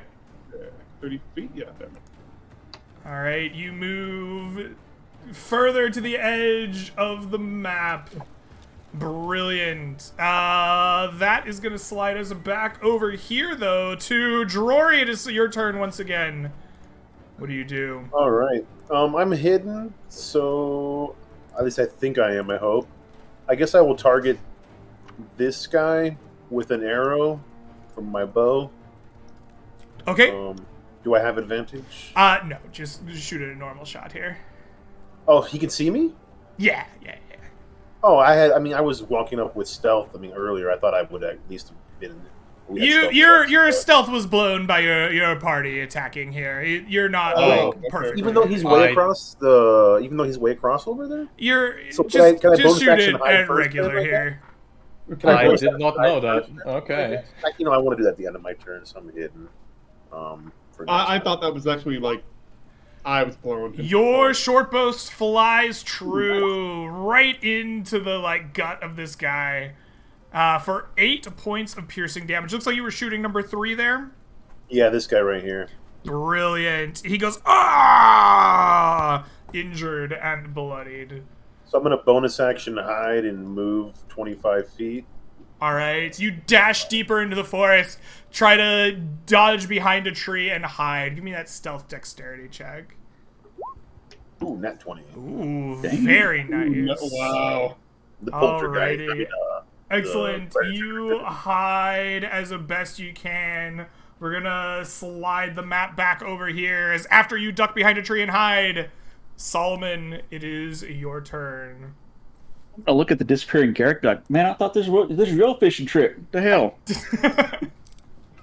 All right, I'm gonna go ahead and long bomb a firebolt over to number 2. Show Mr. Garrick how it's done. All right. Hopefully. I'm gonna miss now that I said that. All right, what the hell here? Okay, hang on. Oh, okay. Oh, no, you show him exactly how it's done. Your firebolt arcs across the trees line here, striking him full in the chest. Oh, you can hear his flesh sizzle. Roll me some damage. It's one of those where it's like, hey, oh, I got him. Gary's like, 3. For 3 points of damage. Beautiful. Okay, and then... let's see, 5, 10, we'll go deeper into the... let's see here, 4, 5, 10, we'll go 20 out this way. Okay.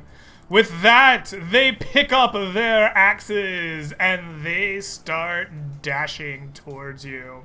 This guy has been hit by a dagger very, nonchalantly, but also a firebolt. And he just picks up his great axe, goes 5, 10, 15, 20, 25, 30... 5, 10, 15, 20, 25, and 30. That's enough. Yes, he dashes up to you, screaming his rage at the top of his lungs, but he can't attack you. This one here will do the same. 5, 10, 15, 20, 25, 30, 35, 40, 45, 50, 55, and 60. This guy here is going to go 5, 10, 15, 20, 25, 30, 35, 40, 45, 50, 55, 60. This guy is going to do the same. 5, 10, 15, 20, 25, 30, 35, 40, 45, 50, 55, 60. And our last one is going to charge this direction towards Vlad because he assumes that you must be the one that hit him. There's no one else there.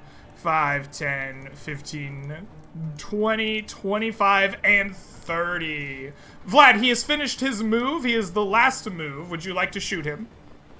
Absolutely. I know All it's going to right. be a disadvantage because he's in melee range, right? I'll give you just a regular shot. You could have shot him as he was running towards you, I think. It's reasonable absolutely. enough. Sure.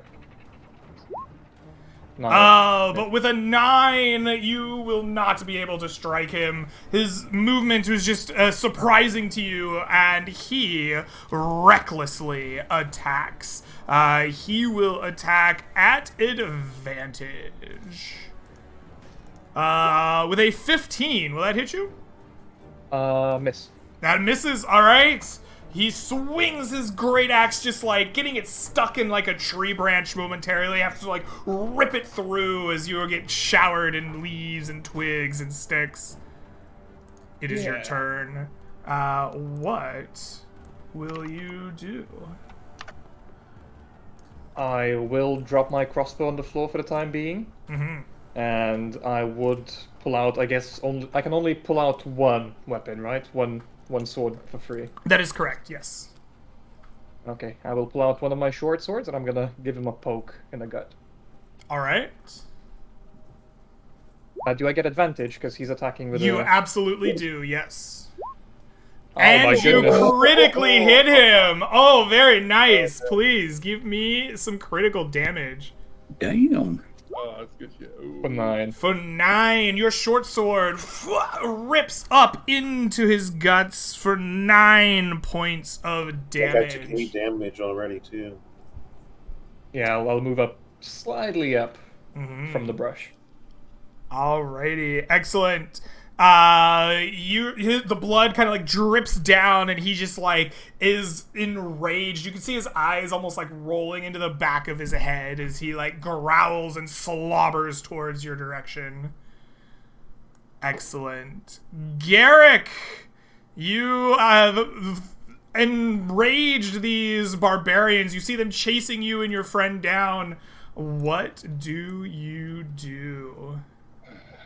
Garrick realizes he sort of, made him go in different directions. He's going to move 20 feet 15 feet this way, and he's going to dodge. Okay. All right. Yeah, dodge. He's going to dodge. You get up and you just start playing defensively, getting your shield up into him, getting ready to dodge a Rooney. Okay, perfect. That brings us to Drory back over here. You are hidden in the trees, plastered up against the trunk of one. You are completely unseen. What will you do? Does moving break either being unseen, or should I have to use that before I move, right? I think so, right? You're like ducked behind a tree, hidden down. If you like rush up, I don't know, I guess it depends, right? If you like spring out of the tree with daggers and you like rush up, move, and attack this guy, I think that you'll still get your advantage. If you like move out over here somewhere to like go aid your companions, you'll be leaving your hiding spot. Alright, I dig that. I'll fire at this guy with advantage then. Okay. Hoping to drop him so we can both move over there. Okay. So bow advantage 17. 17 will hit. And I will do the short bow damage there. And since he's there and I have advantage, I also get. Sneak attack. Hell yeah. All right, for an extra 9 points of damage, you bloody him with your attack, with your bow shot, striking him in the back. He's like, ah! You see him roll his head towards you, his eyes like rolled back in his head, slobbering at the mouth as he grips his axe, blood like dripping down onto the forest floor. Bloody one of them. Oof, brutal. All right. Bonus action. I guess I'll move this way. 5, 10, 15, 20, 25. And then I'll bonus action hide right here in this space. Yeah. You like there. rush over to the side, duck behind a different tree, and try to hide again. Give me that stealth check. Beautiful. Oh, man. Beautiful. All right. Today, but it might not be enough for this fight. As you plaster yourself behind a tree, that brings us back over here as Solomon. You are being accosted or chased down by multiple berserkers, but Garrick is like defending you at the moment. What do you do? Not running away. Good.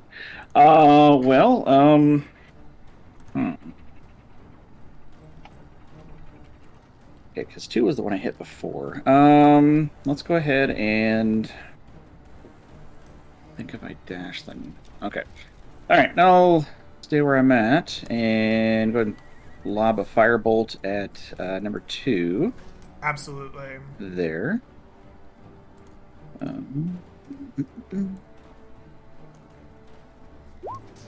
Oh, you critically hit him. Beautiful. Give me that firebolt damage. They don't get resistance to that either. Yeah. For 14 points of damage. Oh, this guy's like hides just immolate. They just start burning. Like you can see smoke clouding over his like face, and he like stumbles for a minute, even in his rage. You can tell that you have bloodied this creature. Or well, that's this a complete barbarian. fear crit too. Yeah. I'm like, oh shit! All right. And I will go ahead. I was gonna dash, but I think I'll just stay where I'm at. Just gonna stay where you're at? I'll just move back here. Yep. That's Okay. Beautiful. With that, it is the Berserker's turn. This guy that you have bloodied with a fireball, you see his eyes like roll back into his head. He screams and he rushes past Garrick up to you. Garrick, feel free to take an attack of opportunity. Of course. I will. Ooh, hold on. Here.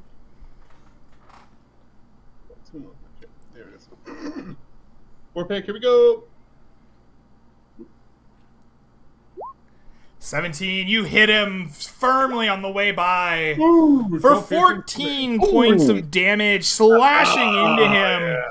He stumbles down to the ground as your war pick sticks in his collarbone. You yank it back out. He spins into circle and dies on the ground in front of You Solomon. can't get back. You can't get past me, buddy. Excellent. Come on. But the Berserkers are not done yet. As the 5th Barbarian rushes up to you, great axe in hand, and recklessly attacks you with a 21. Oh, yeah. Advantage? Obviously, yeah. The axe comes... recklessly He disadvantaged. recklessly attacks the dodger, so he gets a single roll. The axe comes slashing down on you, despite your defensive stance, cleaving into your flesh for 14 points of damage. 7 damage. Am I raging? Yeah, Did you but- rage it no, before no, you I'm started not. dodging last turn? I didn't hear no. you say it. Oh, no, I'm down. Well, you Okay. had 2 turns and you didn't rage already? I don't know. I figured you would be raging. You know. Well, I mean, I would be, but I didn't do the rage. I didn't No, hear him say he raged. No, I know. Alright. I didn't. Okay. Yeah. So You drop to the ground, unconscious and he was rolling the bleeding. rage damage thought up you had- there, so I don't know. The rage damage is on. But... No, it would have been. It should have been. Match. Oh, well, he die. Yeah, he dies either way, minus the 2 damage. Were you raging? I don't know. You tell me. It sounds like no. No, I wasn't raging, but I'm not Okay. technically dead. I mean, unless I am dead, but. Okay. You're probably Excellent. dead over there anyway. So. This guy goes 5, 10, 15, 20, 25, 30. And he's going to Hey. attack Solomon recklessly. Okay. You are attacked with a 21. I have to roll that again to see if he crits. He does not. Please take for me 9 points of slashing damage. I'll allow it. You'll allow it.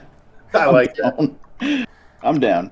You are down. Okay. Both of our heroes on this side begin bleeding out. There are still 2 barbarians to go here. This one will go 5, 10, 15, 20, 25, 30. And then move again 5, 10, 15, 20, 25, 30, rushing towards Vlad. But this one here will just continue his assault. His great axe comes crashing down, remembering to click advantage. With a 21, Vlad. Will that hit you? Yeah, it will. All Absolutely. right. Please take 9 points of slashing damage as his great axe cleaves into your flesh. Okay. All right. Injured and wounded. Your party members having fallen. It is your turn. What do you do? Vlad thinks to himself for a second. Even though my short sword, it hit through. That's just not enough, damage output to take down this obviously healthy and burly man. He's gonna drop his sword. He's gonna pull out his longbow from his back this time, and he's gonna shoot him point blank in the face. Ooh, okay. You have advantage and disadvantage because you're in melee combat. Yes, So 16. we're gonna take that first one. That's a 16, but that will hit. 22 points of damage. 22 points of damage. You're point blank in the face. You just boom! Your longbow snaps, and the arrow just knocks him back, throwing him onto the ground as he dies. His own axe decapitating him on the way down. Yes. What I would like to do Next is bonus action for my... Sorry, what do you call it? To restore some hit points as a fighter. A second wind? Yes, second wind will restore your hit points. Yes, You will so, roll a d10 plus your fighter level. Yes. Perfect. With me. And I'm absolutely going to action surge. Sorry, I'm going to move 30 feet back. So 5, 10, 15, 20, 25, 30. I'm going to action surge. And I'm going to shoot another arrow at this guy, trying to aim for his face again. You have 2 action surges, or do they recover on a long rest? Short rest. A short rest. They recover on a short rest? Perfect. Yes. Okay, unfortunately for you though, like your bow must maybe like get caught in like a branch or something as you're like rushing and moving away from your spot, and it like torques your aim. The arrow just goes flying wide, unable to strike this guy. And I'm gonna move 30 feet again, so 5, 10, and then just go off screen essentially into the bushes. You attacked, you moved 30, you action surged. Yeah. Your action surge gives you an extra action. It doesn't give you an extra move. Oh, sorry. Yes. Yeah. You're right. So you get to take an extra action, but you only get the 1 move. Yes. Sorry. All right, no problem. With that, it becomes Garrick's turn. Garrick, you are over here bleeding out in the corner. Give me a death saving throw. A 14, that is 1 success. That may fuck me up. All right, Drory, it is your turn. You are plastered behind a tree, hidden to the best of your ability. What will you do? A bow is short bow 60, or is it 8? It's 80, right? Slash 320. Something like that, yeah. So that guy's at 85, so that means I'm basically okay. So I probably shouldn't target him. Or can I slide 1 square over, still in stealth, and then attack him? A short bow is 8320 exactly. You can like step out of your hiding space, move 5 feet closer, and shoot your bow in like 1 fluid motion. Yeah, go ahead and attack with your advantage. That's no problem. Oh, shit! I think I just fucking hit the wrong button. Oh no, my back button is not working. Ah! Oh no! Oh no! There we go. Okay, shit. Close my character sheet then too. Got it open. Clicking on short bow advantage. It's probably gonna be 13 is enough. Your bow shot penetrates through his hides. Give me a damage roll here. And since I have advantage on the roll, I also get a roll sneak attack. You do indeed. For 12 total points of damage, your bow shot snaps into him and goes, ah! And then I'm gonna move to the edge. Can I hide in that next hex, or do I have to hide or square, or can I hide in this square? I think that if you're gonna try to hide there, you need to be in the hex you're in, or the square you're in. No worries. I'm bonus action hiding in that square, and I might try to run across and hide over there. I don't know. We'll see. I had my turn there, I guess, in stealth with the 16. It's the best I can do. Okay. It is Solomon's turn. Solomon, you are bleeding out in the corner. Give me a death saving throw. All right. You got this. You got it. Come on. There we go. Ooh, that is 1 fail. Cough up some blood. Yeah. The berserkers go. I'm gonna give this guy, since he's kind of behind you as you're like trying to hide behind a tree, I'm gonna give him a chance to see you. Let us roll some perception here. An 18. He does indeed see you hiding, Drory, and he's gonna come get you. Which one? This, number 4. 5, Okay, 10, oh, 15, 20, 25, 30. 30. He rushes up to you, great axe in hand, and he will recklessly attack.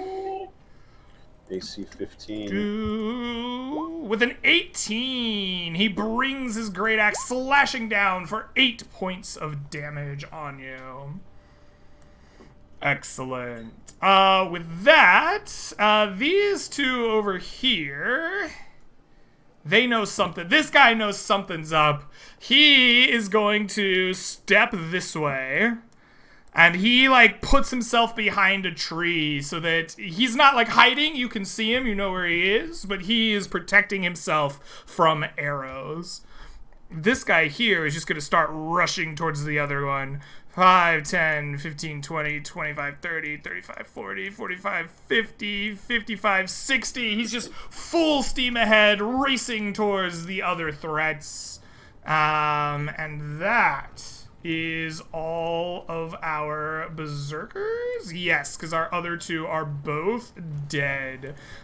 Which brings us to Vlad all the way over on the other side of the forest. What will you do? Vlad is not gonna lose his heavy crossbow. He's gonna run back in here. Sorry. Run back in here. He's gonna grab his crossbow. He's gonna launch an arrow. And he's gonna let loose at the guy fighting Drory, hoping for the best. Excellent. He was recklessly attacking, so you have advantage. And I'm doing the, what do you call it? Remember the thing I did with the apple, where you aim for the apple, not the head? Right, yes. Aim for the apple, not the head. Be sure to hit him. And sure enough, you do. Oh, man. For 19 points of damage. Your arrow flies true, like getting him right underneath his like shoulder. He like hunches over, blood starts pouring out on the ground. He is bloodied.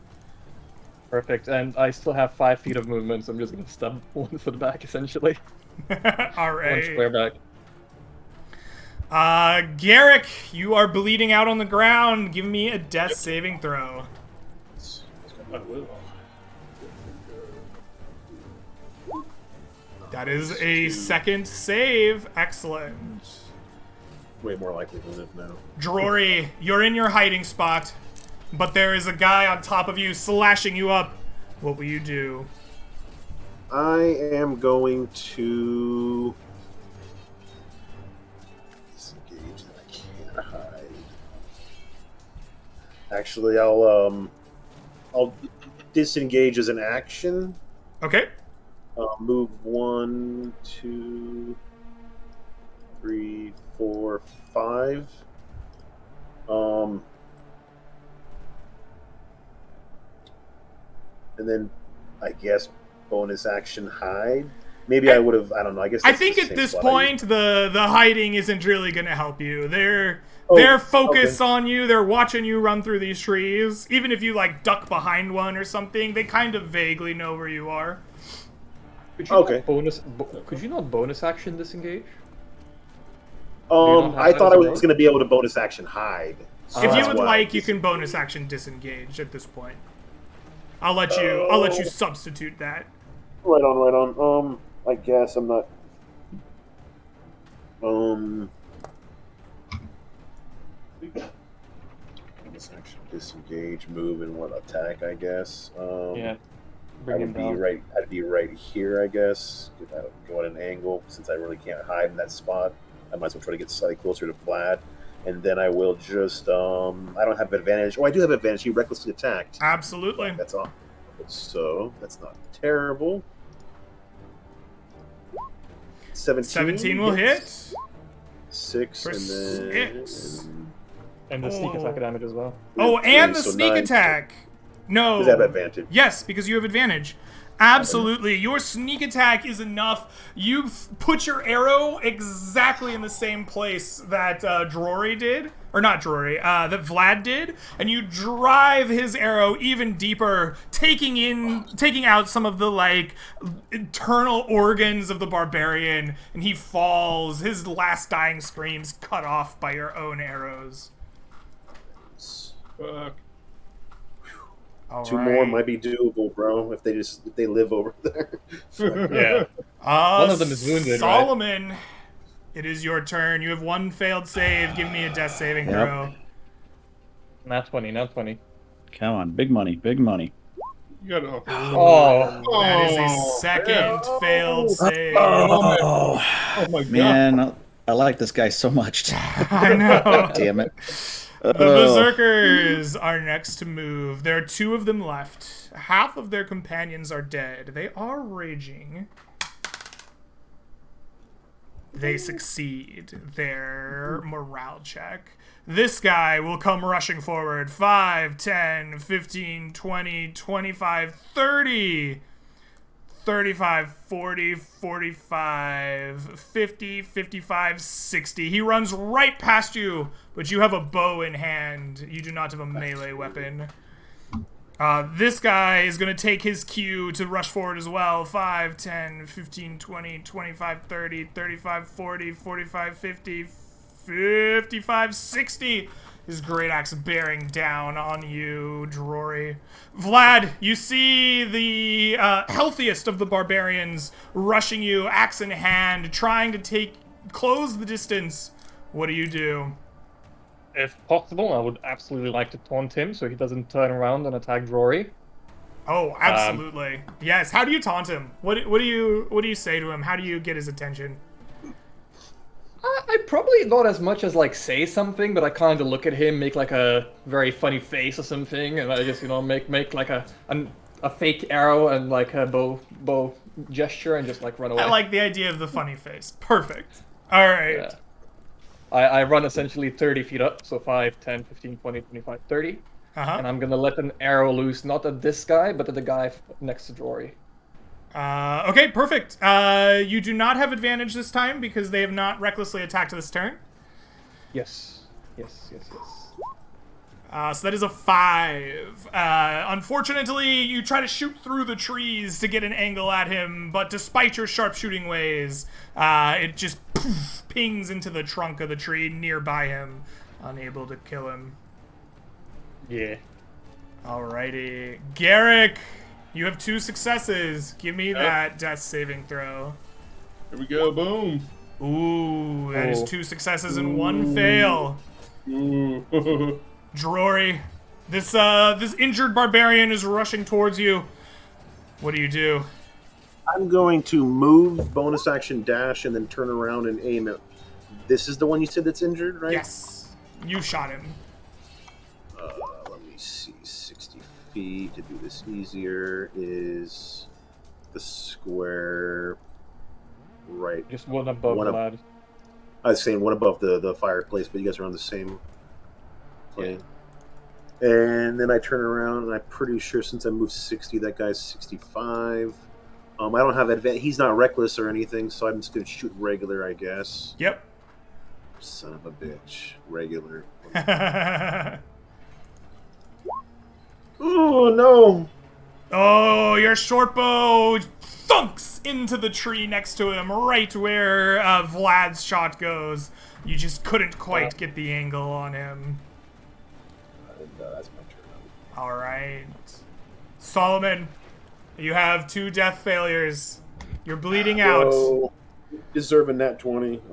We just gotta somehow make sure the computer knows to make the algorithm. Gotta like all focus for the algorithm or something. I don't know. I'll shut up. Refresh the page. Reset the seed. Come on, Alright. I want to play with you again. I want to play this guy. Keep this guy alive so much. Ooh, all right. That is 1 success. Yes. Okay, all right. The berserkers go. This berserker down here has been shot. He rushes forward. 5, 10, 15, 20, 25, 30, 35, 40, 45, 50, 55, 60. He cannot get to What? That's fine. This one rushes forward. 5, 10, 15, 20, 25, 30, 35, 40, 45, 50, 55, 60. He gets right up in Vlad's face. Very knightish. Vlad, It Yes, is sir. your turn. This guy is rushing up to you, great axe held aloft, ready to try to end your life. What will you do? I'm gonna look him dead in the eyes, and I'm gonna be like, "Listen, man, you and me, we're different, right? Let's just stop this. I mean, your friends are dead, my friends are dead. It's over." Okay. Give me a persuasion charisma check at disadvantage because he's in a fit of rage at the moment. Wait, doesn't like if he hasn't attacked anybody on his turn, he can't rage any longer. Oh, but he is still There's enraged. a His one round. eyes are rolled back in his head, and a crazed anger still fills him. 9-9. Oh, Vlad, your pleads fall on deaf ears. Oh, Can no. I still attack him on this turn, or? Yeah. Nice. Bravo. Yeah. Oh. Aggressive negotiations. What are we, Obi-Wan and We're not fighting anymore. You know, it's like. aggressive Yeah. negotiations. I guess I do have disadvantage to attack him. From there, Because yep, he's not recklessly attacking it. that is correct. But you hit him anyway from point blank Wow. range. I distract him just for like a second. Yeah. He just like gets confused, and I'm Why is little man talking? Oh! exactly. For 19 points of damage, he God. staggers back for a brief moment, blood flowing freely. You can tell that you have bloodied this man. Perfect. Alrighty. Garrick, you Okay. are still bleeding out. Yep. Ooh, that's. Oh. Oh my. Ooh. Are you now? You're now at 2 and 2, correct? Yeah, 2-2. Yeah, 2-2. Oh my boy. god, this is getting so close. Oh, that's the worst. Drory. Get It rid is of your this turn. one first. Yeah, well, anyway. I have advantage on that guy anyway. Plus, I'm going to move towards that guy, and he's just perfectly 25 feet away, I believe. Beautiful. And You I don't have an ally advantage on him. there. He's recklessly, right? No. He hasn't had a chance to recklessly attack yet. No. Okay, so I don't have advantage, but I will get sneak because I have an ally. Okay. Correct. And I drop my bow in this square and draw my warhammer as a item interaction, and I swing with the warhammer with not advantage. I wish I had advantage. Ah, son of a... Oh my god. The barbarian, in his like injured rage, swats your warhammer with his axe, growling. Solomon, you're 1 and 2. Give me that death save. bonus Not- action. My bad. Oh. 5, Come on. 10. Come on, Thibaut. Come on. Okay, so you run up to him and your bonus action dashing. I guess that would give him an AOO, but yeah, I think that's what I'm doing. Bonus action Okay. dashing. He is going to 5, take his 10. attack of opportunity. I don't believe he gets to reckless. It has to be at the start of his turn. So he'll Yeah, just take yeah. a normal. You could disengage 16, your will bonus, that can't hit you? you? That does hit me. Alrighty. For 7 slashing damage. Wait, you can disengage his bonus, right? Or I is was your bonus reach- action dashing. I already moved. He had already okay, moved. He'd used Okay. his move action, so Okay. It's okay. yeah. It's better than taking multiple attacks, or I don't know. It's all good. Fair. Alright. After you move away, Solomon, now it is your Alright. turn. All right. Prayers, come on. Not 20, help us out. All right. Okay. That is okay. a success. Oh! You as well are 2 successes and 2 failures. Oh, This next round will be Oh my god. so will be important. Let's make him, Berserkers go. The Berserker in front of Vlad steps up to be even with you and recklessly attacks you. He raises the great axe high and brings it slashing down with an 18. Will that hit? Hit. Yep. Alrighty. Please take for me 13 slashing Oh my damage. god. Okay. This one It's will over, go boys. 5, 10, 15, 20, 25, 30, 35, 40, 45, 50. and he will get ready to attack you as well. But he can't do it this turn. Vlad, you are surrounded on either side by these berserkers. What will you do? Honestly, no more apples in my head. I mean, it's dire. He's crying. I feel like this. Yeah, I feel like this tear is running down his face. He's already getting used to the idea of this is it. This is the end. Mm-hmm. I've never become a great warrior, but what are you gonna do? I'm gonna try and attack the wounded one. Okay. 13. You will have disadvantage. So a 13 is exactly what you need. Your bow strikes true. He's recklessly attacking anyway, so. Oh, he is recklessly attacking. You are correct. So it would be a regular attack, but it's still a 13. It still hits. Yeah. 23. There we go. 23! Oh my God. Your bow shot, you line it up exactly where your other arrow is. You drive it like through his chest, Oh my God. piercing Oh my God. all of his internal organs, and he dies a spluttering heap in front of you. That sharpshooter saves our ass. Yeah. Can I turn around and just be like, listen, Bobby, it's over. You turn around like, just give up, man. Garrick, you're bleeding out in the corner. Give me that death saving throw. This will determine your fate. You stand up with 1 HP! Oh my goodness, Garrick! Your eyes pop open. You come back from the brink of death. You see Solomon spluttering, coughing, bleeding out right next to you. What do you do? Oh, Solomon, Timo, my bro. A medicine check. I got a 1 in wisdom. Here we go. Ready? Medicine check. Yes, give me a DC 10 medicine check. Stabilized. That's normal. Yeah. Okay. You find Solomon's wounds, stabilizing him at the brink of death. No longer does he bleed out. Oh my god. Oh my god. Oh, my dog went crazy. Sorry. Yeah, your dog's freaking out. What's going on over there? I'm sure you guys heard my dog. He's like. That's good. So. Drory, The dog. it is your turn. Yeah. Up right behind this guy, Oh my god. and I will attack him with my warhammer two-handed. All I right. don't have advantage for flanking at all or anything. No. +1. No. You don't need it. Oh. Oh, you strike at him, but the barbarian is just too angry. Solomon, It is you are what it- stable. Roll me a d4, Solomon. Okay. You will wake up with 1 HP in 1 hour. Oh, okay. Berserkers. There's only one left. He's being told it's all over. Just give up. He's surrounded. All his friends are dead. Oh, but he doesn't care. He doesn't care. He thinks he can win.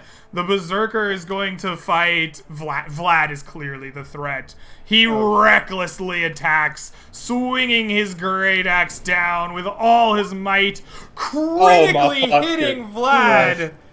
Oh my For god. 16 slashing damage. I'm down yet. Vlad drops and begins bleeding out on the ground. The Berserker turns to Drory. Vlad, give me a death saving throw. That one incoming. Is it? 1 sec. I can't find it. I usually never use it. So. It's just straight down the center, next to the hit dice. Next to the hit dice. There we go. Oh, that is 1 failure. Garrick, you're down in the corner, having just bound the wounds of Solomon. You are very far away from the action going on over there. You can hear the cries of battle. What do you do? I'm dashing over to Vlad. All right.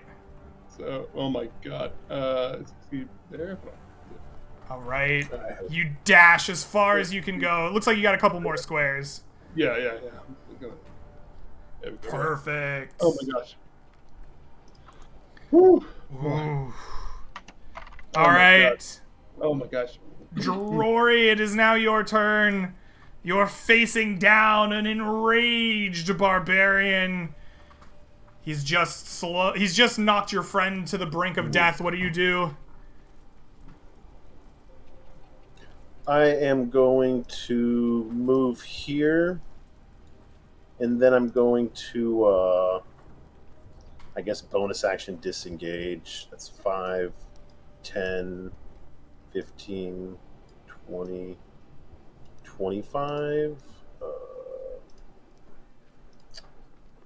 And then I'm going to shoot an arrow at the guy. Oh, wait, you know what? I would have had to pick my bow up. What am I saying? I guess I have to... You can you said you dropped your bow in a square, right? So you could Yeah. as part of your movement just scoop it back up and drop your my Warhammer? Yeah. Okay. Oh, I'll do that. I appreciate that. And Okay. I will shoot at him. He's not reckless, right? I don't He get the did, damage. yes. He recklessly attacked, so you will have I did advantage. And that means I can get the sneak in. 16 16 hits. hits. Oh, let's get max damage, baby. For 12. All right. You bloody him. He staggers for a moment after your attack, but he still stands. Solomon, you are still unconscious. The Berserker goes. The Berserker is now below half health, and all his friends are dead. And his dice are hot. Bloody. He my God. charges forward. 5, 10. I think he's bloody. He has disadvantage on that roll, though. No, I'm kidding. No, the dice just the DC just goes higher. Right, I'm just messing around. My bad. I just don't want to. Yeah, I have He 2 hit brings points. his great axe down with advantage, recklessly charging into you with a 21. hits. Oh my gosh. Will that hit? It's 21. No, 21 hits. So All right. 6 points of slashing damage. I'm down. Drory drops into a heap, bleeding out on the brink of death. Vlad, give me a death saving throw. So close. Come on. There's 1 success. Garrick, Aw. it is your turn. What will you do? Yep. Garrick is hold on just a moment. Garrick's gonna move 30 feet back here. He's gonna drop his shield. Okay. Is that an action or a free action? Dropping a shield, you can just drop it on the ground for free. Okay. He's gonna drop his battle axe. His war pick. Uh-huh. That's an action. And he Uh-huh. has nothing in his hands right now. So yeah, that's my turn. Okay, you drop all of your weapons and you Yep. stand far away. Okay. Drory, you are bleeding out on the brink of death. Give me a death saving throw. 12. All right, that is 1 success.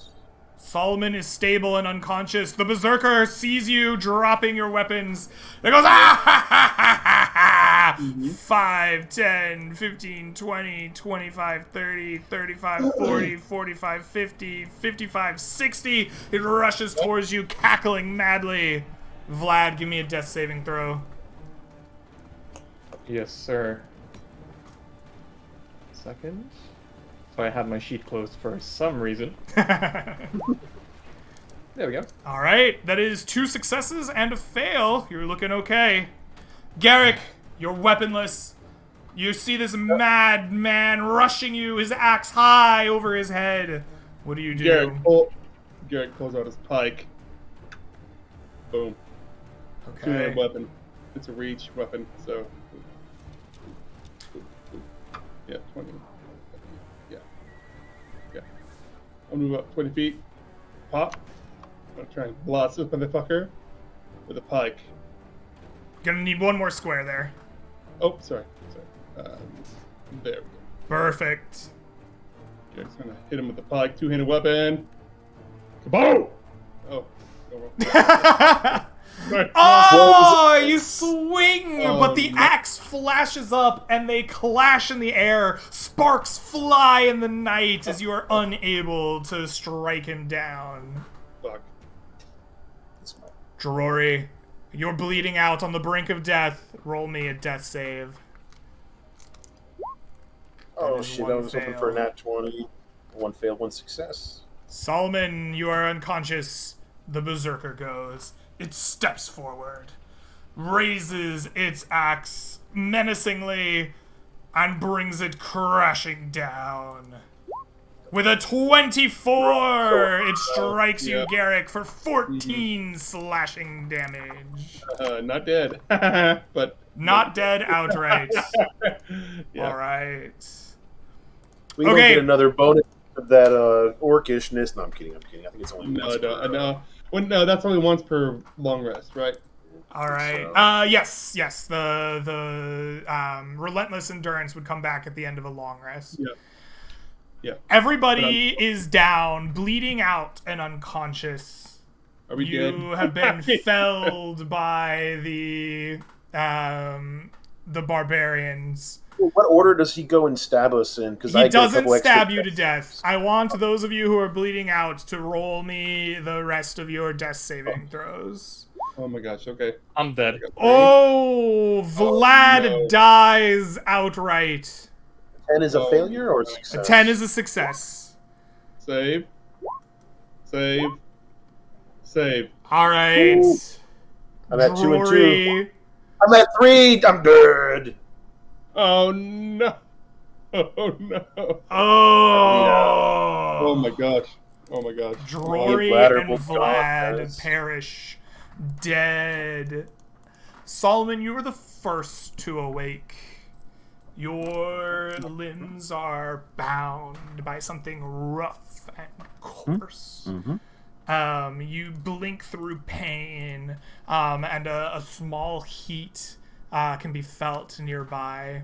You look around, you're in a dark place, not the forest. Cold stone is on your face, and you look up and you see 3 large men with painted blue faces, the same hides as those you fought.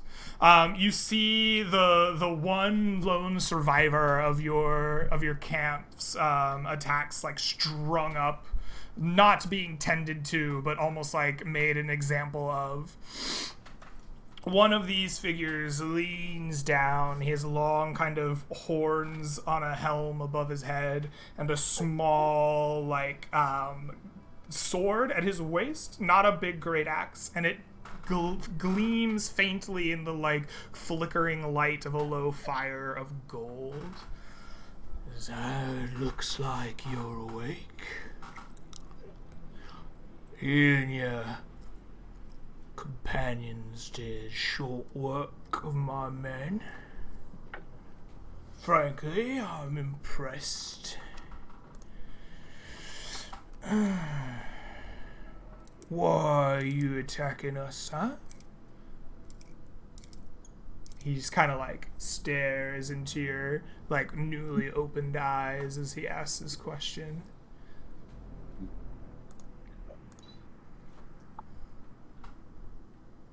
Well, excuse me. Not every day you come back from the brink of death.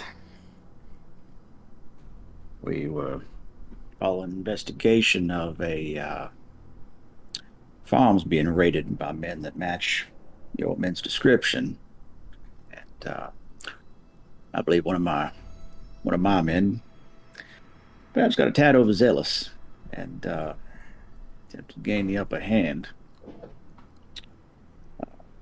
So you did. No, I believe we did not. Actually, he botched it. He botched his gambit, so to speak. Well, 4 of mine are dead. I'll be making sure this one doesn't survive either. So you are trying to get vengeance on some farm animals? What are they paying you? Some measly coin? Seems my numbers have dwindled. You and this one, he like gives a swift kick over to your companion, who is Garrick, still conscious, or still unconscious, but alive. For now. interested in doing more with your life? We seem to have some positions open.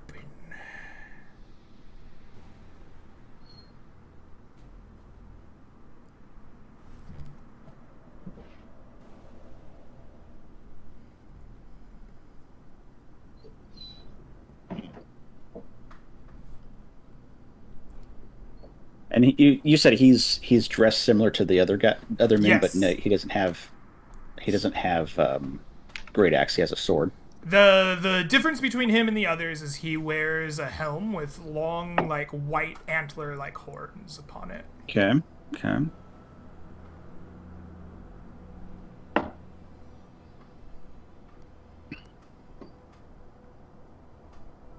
Well,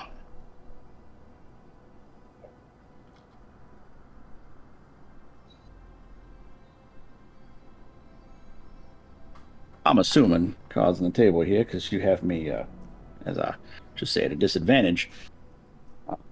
If I should refuse your quite generous offer, I assume that I will perish in this cave. Well, can't have you rustling up more like you to come track me down. Me and mine have some things to be doing. Perhaps if you were to refuse my offer, I could be so inclined to give you a chance to prove yourself loyal in other ways. Well, I'm afraid I'm a bit frail for fighting against any of your men, clearly. 4 of my dead and 1 soon to be beg to differ. Well, I mean, I perished rather quickly. I had 3 companions with me at the time, which, counting the scoreboard, I lost 2, and I look at Garrick and a half. He, like, snaps his fingers in the back of him, and one of the others kind of come forward. Says, "Did you find any other bodies?" He just shakes his head. "No, just these 2." Odds on the table, you had, like I said, you have me disadvantaged. I have no reason to lie.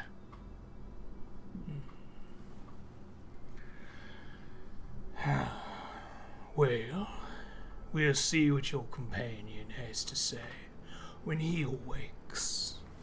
And he just kind of, like, stands up from his squatting position. And he goes back to the fire, kind of, like, eating away at some, like, roasted meat. You see a kind of medallion around his waist, kind of like hanging off of a chain. It looks like it is meant to be some kind of necklace. It has a like large, almost like glass lens in the kind of center of a small, like, golden ring. It's gonna be another, like, hour or so until Garrick awaits. You're bound in this small cave. Is there anything that you would like to know or do or say before Garrick awakes, or shall we fast forward a little bit? Well, I just taking in. Do I know the symbol that he's wearing? Can I do a check to see if I've seen it before, or heard about it before? Or... No. Okay. You have not heard of a symbol like this. In fact, it's very much like a lacking in a symbol. It's like a clear. Oh, I thought glass you said it was some lens. sort of like symbology. Okay. It may have some meaning, but it's a medallion with like a gold ring, and inside the gold ring there's like an almost glass-like lens, almost like if it were a big magnifying glass or something, it would make sense. But there's no handle or anything. It hangs on like a chain. He has it tied to his waist, but the chain looks like something you might wear around your neck. Okay. And how many men can I see in the cave? including There him? are 3. The one that was talking to you, 2 other Mm-hmm. healthy ones, and then a Yep. 4th is hung up like by his wrists on the wall. You recognize him as one of the 5 that you were fighting. He seems to be on the brink of death.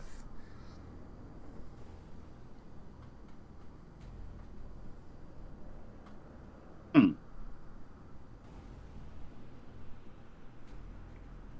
Okay. No, I'll wait. Okay.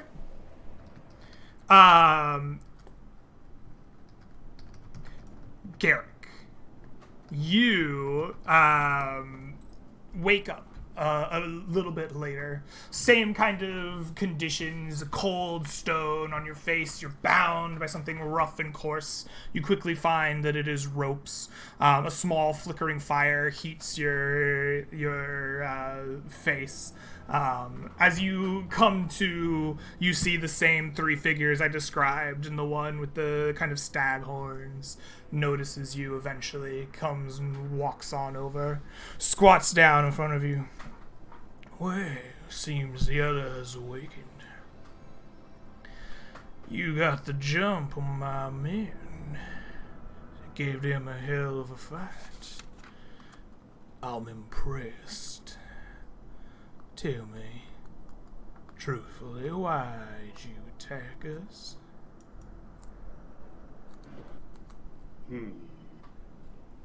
We were paid some money to attack you all, get you out of them farmsteads. I mean, personally, to me, like, I just want to go fishing. I don't He want to. cocks his head and looks at Solomon for a second. Says, seems your companion was truthful. Well, you can see we have some openings here. I am disturbed by my men's lack of ability to finish you off. Tell me, would you rather do something more with your life than chasing some meaningless coin, fighting for some big town nobleman in his little farms? It seems we have spots open for capable hands.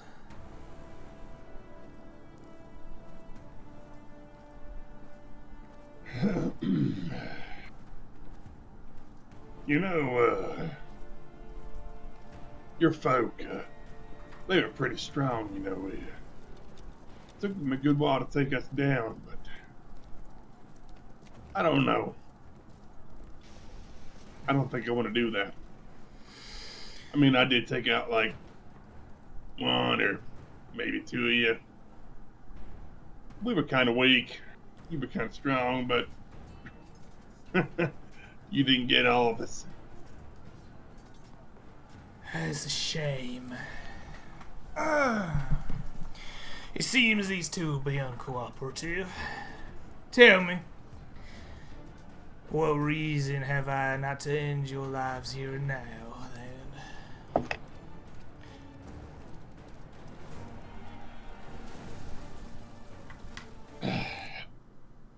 I got it. I got a bit of going on me. Few weapons. Don't got much armor.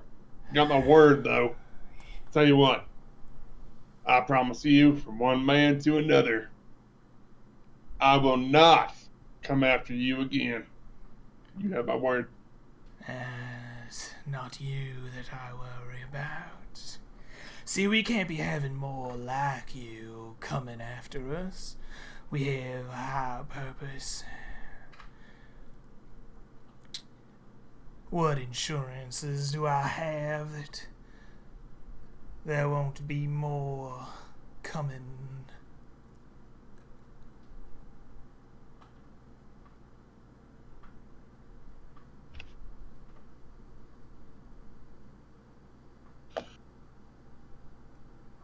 There's a rice farm not too far from here. Seems like they got a lot of goods, a lot of things. I can give you their location. He pulls the, like, little lens on a chain and holds it in front of your face. And then he holds it in front of Solomon's. He says, if they have one of these, smaller, bring it to me. I don't care how. It should be tucked away in some barn. That's what I hear. You do this. You don't go near the city proper. And I'll have my men let you live. He ties it back around his waist. He looks you in the eye for a long, hard second. He looks to Solomon just as sternly. Do I have a deal, gentlemen?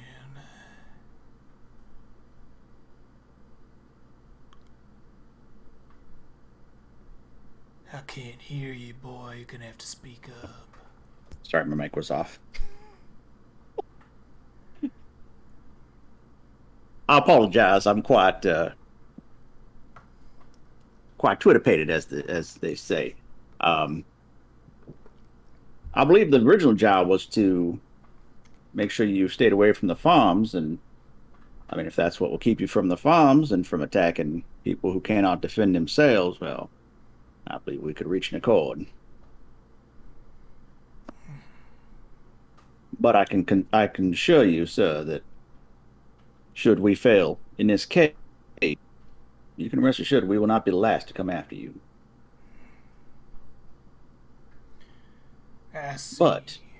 But as I originally said, if you want some sort of magical trinket and it's located in one of the bonds, well, that should be simple enough. Good. Do we have an accord? He looks to Garrick. I nod my head and spit a bit of blood out. He snaps his fingers again. The two other men, like, take long, sharp daggers and just, like, slice through the ropes that bind you. Says, good. The night is still young. I will have these two escort you back to the farms. Bring me what I seek, and your freedom is yours. Should you make any move they consider untoward. He looks to his two men. Kill him. And with that, he just kind of goes and sits down next to his fire. The like, body language he gives you is that, like, your conversation is done. He expects this to be carried out. Okay. Do we have our equipment, or are we just completely stripped? You are bound. Whatever you were wearing, you still have, but, like, weapons and things like that are, like, piled up in a corner. Okay. The two men are watching you, but they will let you go collect it and strap it back on. Okay. Yeah, I'll go after my stuff. Get it all back on me. I'm wearing clothes, or traveler's clothes. Mm-hmm. After you're all strapped up, one of them's like, come on. Moonlight's fading. Okay, I'll follow. All right. You begin tracking your way through the dark forest back the way you came. It is the dead of night, but these two around you seem to be either incredibly familiar with the forest or very adept at seeing in the dark. It's hard to tell which, but they seem to lead you through it quite expertly as you make your way through. They are silent for the most part as they go, and they just kind of keep side-eyeing you the whole kind of time, but lead you on the way. It takes a good probably 2 hours to march through the forest, even with their expert guidance, knowing where to go towards this rice farm. In this time, what do you do as you're following these two? There's the two of you. You each have 1 HP after you woke up from unconsciousness.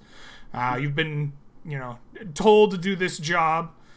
What's this 2 hours like for each of you as you're following these barbarians?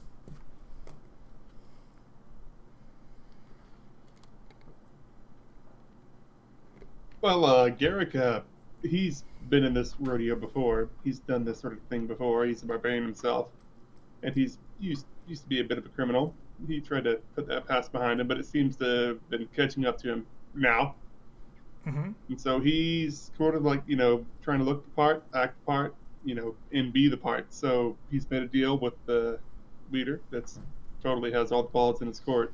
So he's like, he's going to look to Solomon, Tebow. He's going to be like, oh yeah, Tebow. If anything goes down tonight, just want to let you know that it was an honor working with you. I appreciate that. If we ever get out of this situation, I would suggest you work on your cast a little better. Yeah. Garrett gives him this. All right. The 2 hours pass then, this exchange behind you. Eventually, you find yourselves on the outskirts of that old rice farm that I guess you kind of saw before, but it is nighttime now. And you are coming from the kind of north of this farm now as you are here. You see a barn in the kind of southeast corner. Behind it, a pen full of animals. The two barbarians light torches, and they look to you and they say, You agree to do this? You want us to go in and burn it down? Or you want to do something different? It's your lead. I believe you caused enough damage with fives. The other adjoining farms. I think we'll make a more subtle approach. All right. And I'll he kind of pulls at his axe a little bit. Says, "Remember, you try to escape or something, we coming for you." I'm a man of my word. I'll show you. I'll grab one of his torches because I can't see in the dark. Okay. They shockingly have spares. Okay. Whatever. I just need a torch. Yeah. Walk over to the barn. Mm-hmm. And check it out. Is it locked? Is it? Are you stealthing your way across this farm? You're gonna have to cross in like a front of or near this like house as you make your way through the rice field towards the barn. Are you trying not to be seen, or what's the plan here?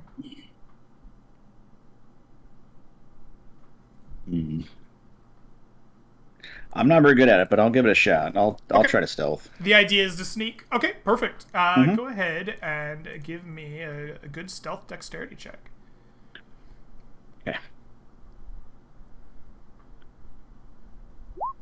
Okay. Oh, perfect. Yeah, you take silent steps, padding your way through the rice fields, torch held low, keeping the light away from the farmhouse. Nobody makes a sound or seems to raise an alarm, and you make your way all the way down to the barn at the south of it. Indeed, the barn door itself is padlocked. A simple iron padlock. The barn itself is about 15 feet high to the like roof, and above the door there is an open barn window upon which sits lies a sleeping cat.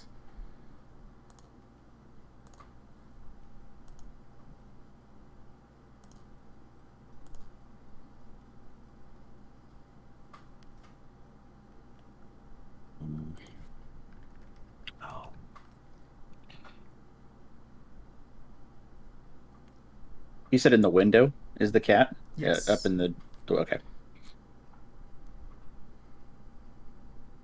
It seems to be like stretched out, lying on the windowsill, nice and asleep.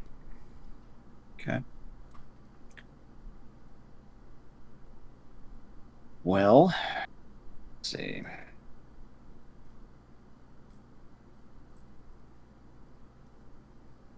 That's like nothing I have.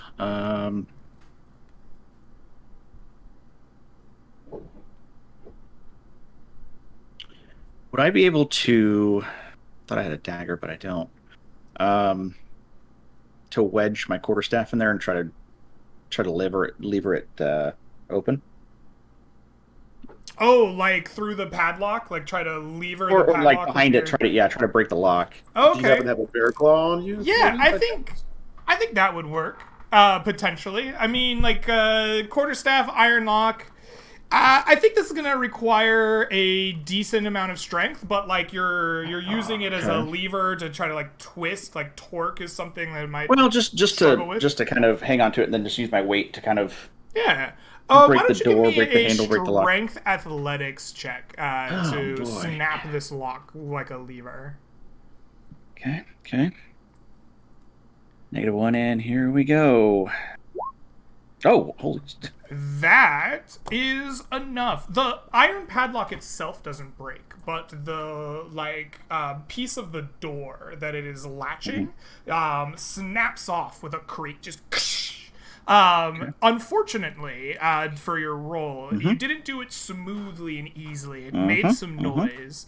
And as you peer around the side of the barn, you see lights turn on in the upper of the house.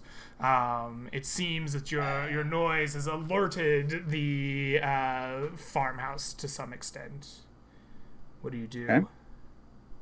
Can I slip inside the barn? Absolutely. You swing the barn door open, torch in And hand, and sneak inside. And then close it behind me. Absolutely. Okay.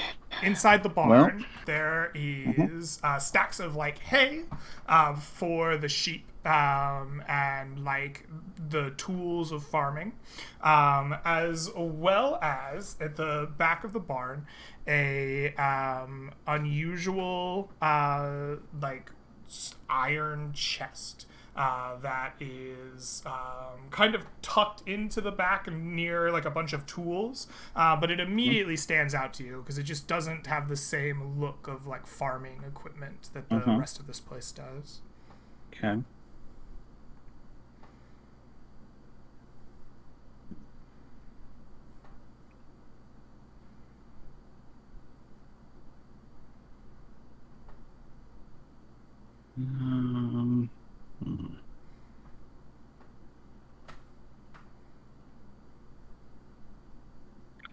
I'm going to. I'm pretty sure I already know the answer, but I'm going to cast Mage Hand and try to see if it is unlocked. Perfect. Your spectral hand floats And kind of back out. up a little bit. Yeah, your spectral hand floats out, grabbing the top of this iron box, lifting it up with a rusty creaking sound. It opens, and inside you can see it is lined with soft velvet, and a small silver-lined lens rests in the center of it. Okay. Oh.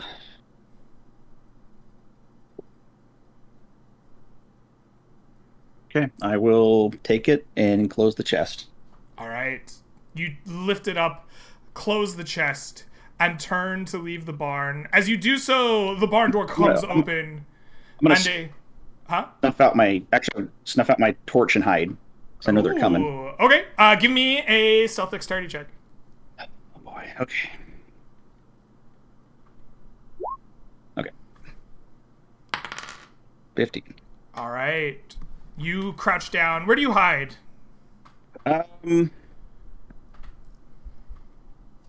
Is there any haystacks or anything like that? Absolutely. Like yes. Assassin's Creed? Okay. Yes. All right. You just I'll dive in into one of them. Beautiful. You dive into some haystacks. The door swings open. A torch pokes its way in.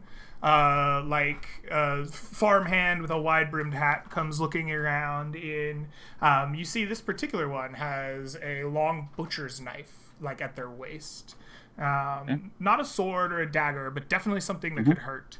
And he starts looking around. It walks all the way up to the iron chest, looks at it. It's closed. He doesn't open it. Swings the torch around, looks at you in the hay barrel, peers for a second, and a cat comes jumping down. He looks, swears at the cat. Oh, damn cat, get out of here. Turns to leave. Closes the barn door behind him, leaving you in the darkness.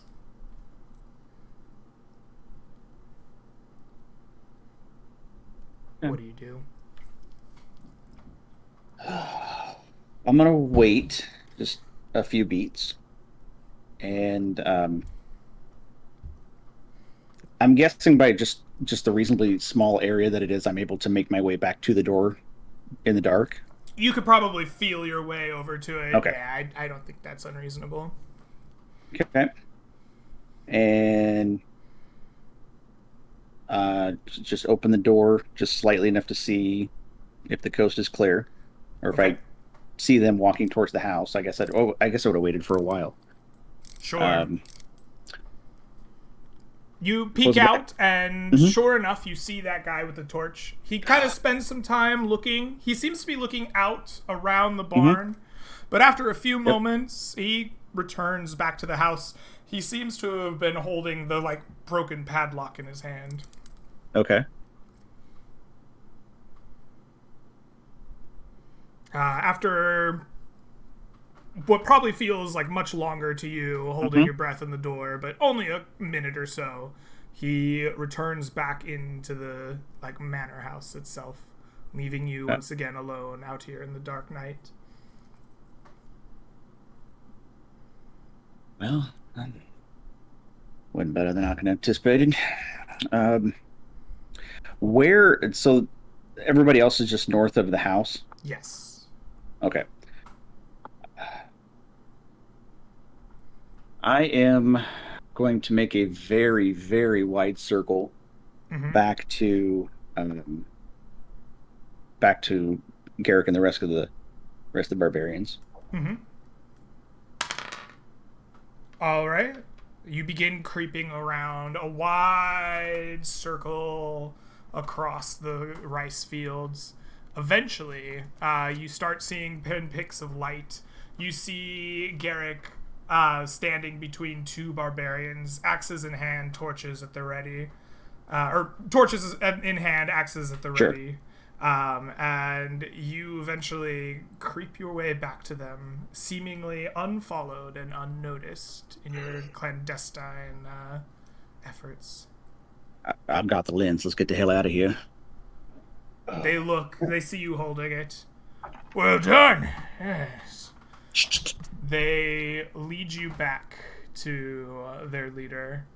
You get back to the forest. You get led away from the thicket that you went to and up to the kind of hilly caves, like the hilly region that you saw originally in the forest.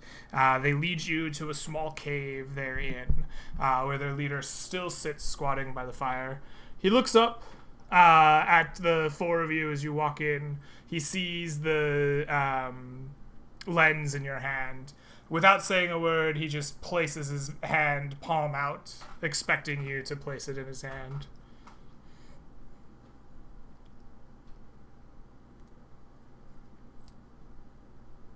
Yeah, one thing, sir. I kind of look it over in my... Are you in a position to make demands? No demands. Simple arcanic curiosity, sir. What pray tell would this item do? Well, I could tell you, but you would have to join us. Afraid I'm on my own path set by power higher than both of us, I'm afraid.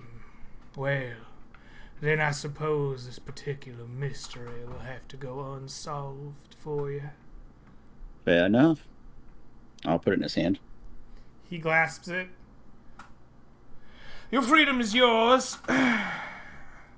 You won't be seeing much of us around here anymore. You have my thanks.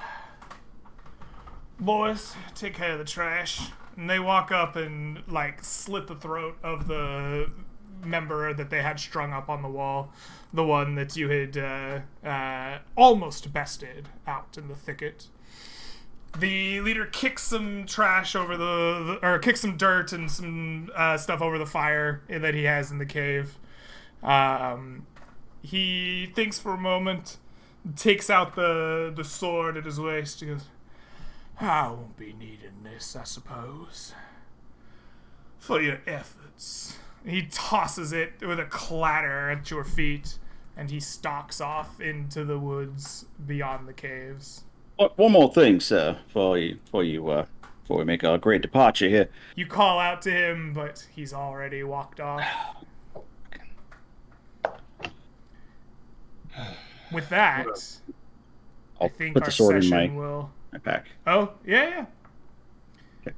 With that, I think our session will come to an end, unless there's something you want to do, other than return to town and report your success in the mission. Well, I mean, if it's not too much trouble, I'd want to find the bodies of Jory and Vlad. Yeah, me too. Bring them back to town. Okay. I assume that Garrick is assisting in this matter? Yeah. Okay. Then I want a tracking check. I'll take whoever has the higher survival wisdom at advantage, as you are both assisting each other to look. Okay. You said survival? Yes. I rolled. Okay. Your DC is going to be 16. Okay. I have a +1, so... Okay. I have a +3. Okay. All right, Garrick, why don't you roll at advantage?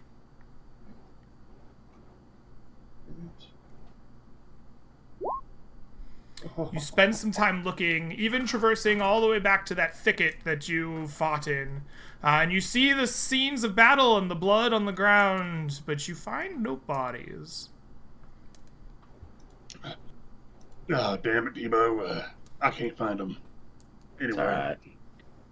Saluni will be done, and I'll offer a small prayer to him. Mm-hmm. Let's just go back home. Yep. All right. With that, you return home.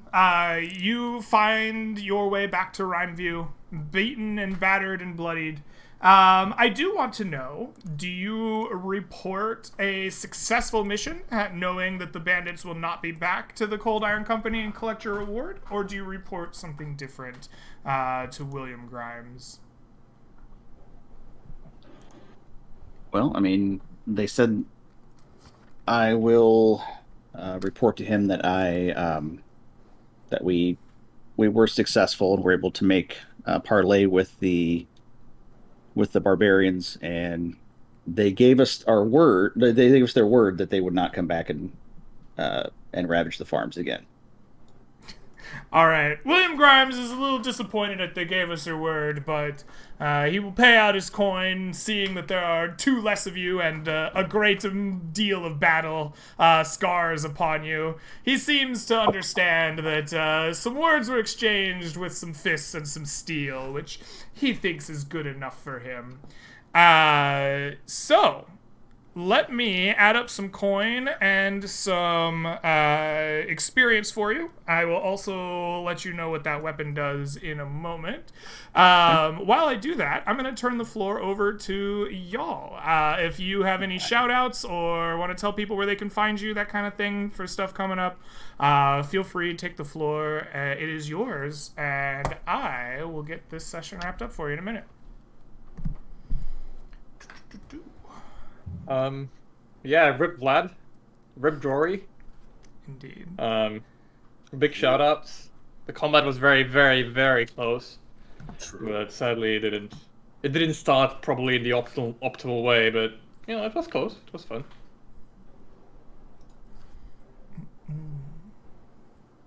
Yeah, I've been playing 5th edition for like 5 years. I've never had a battle come that close before. Like I fully just like I should be dead several times. Yeah, Yep. sure. No worries. God. It's, it happens, I guess. Zymox, any idea what you're going to be playing next? Yeah, I'm going human war cleric. Shout out, healer feat starting out. Are you bringing Leg back? No. Human war cleric. Not the orc. healer. But, yeah. Different character, a little more gamey than Drory. Drory's going for flavor. I'll be a little more gamey this next time. If I don't make it, then I'll go for flavor again or something. I'll still be flavorful enough, The healer guy, like medicine skill, even though I'm a war cleric still, Obviously, there's some weird shit going on out here, so the gods have to inspire a new wave of, Warhammer smacking shit, Warhammer smacking shit. Yep. All right.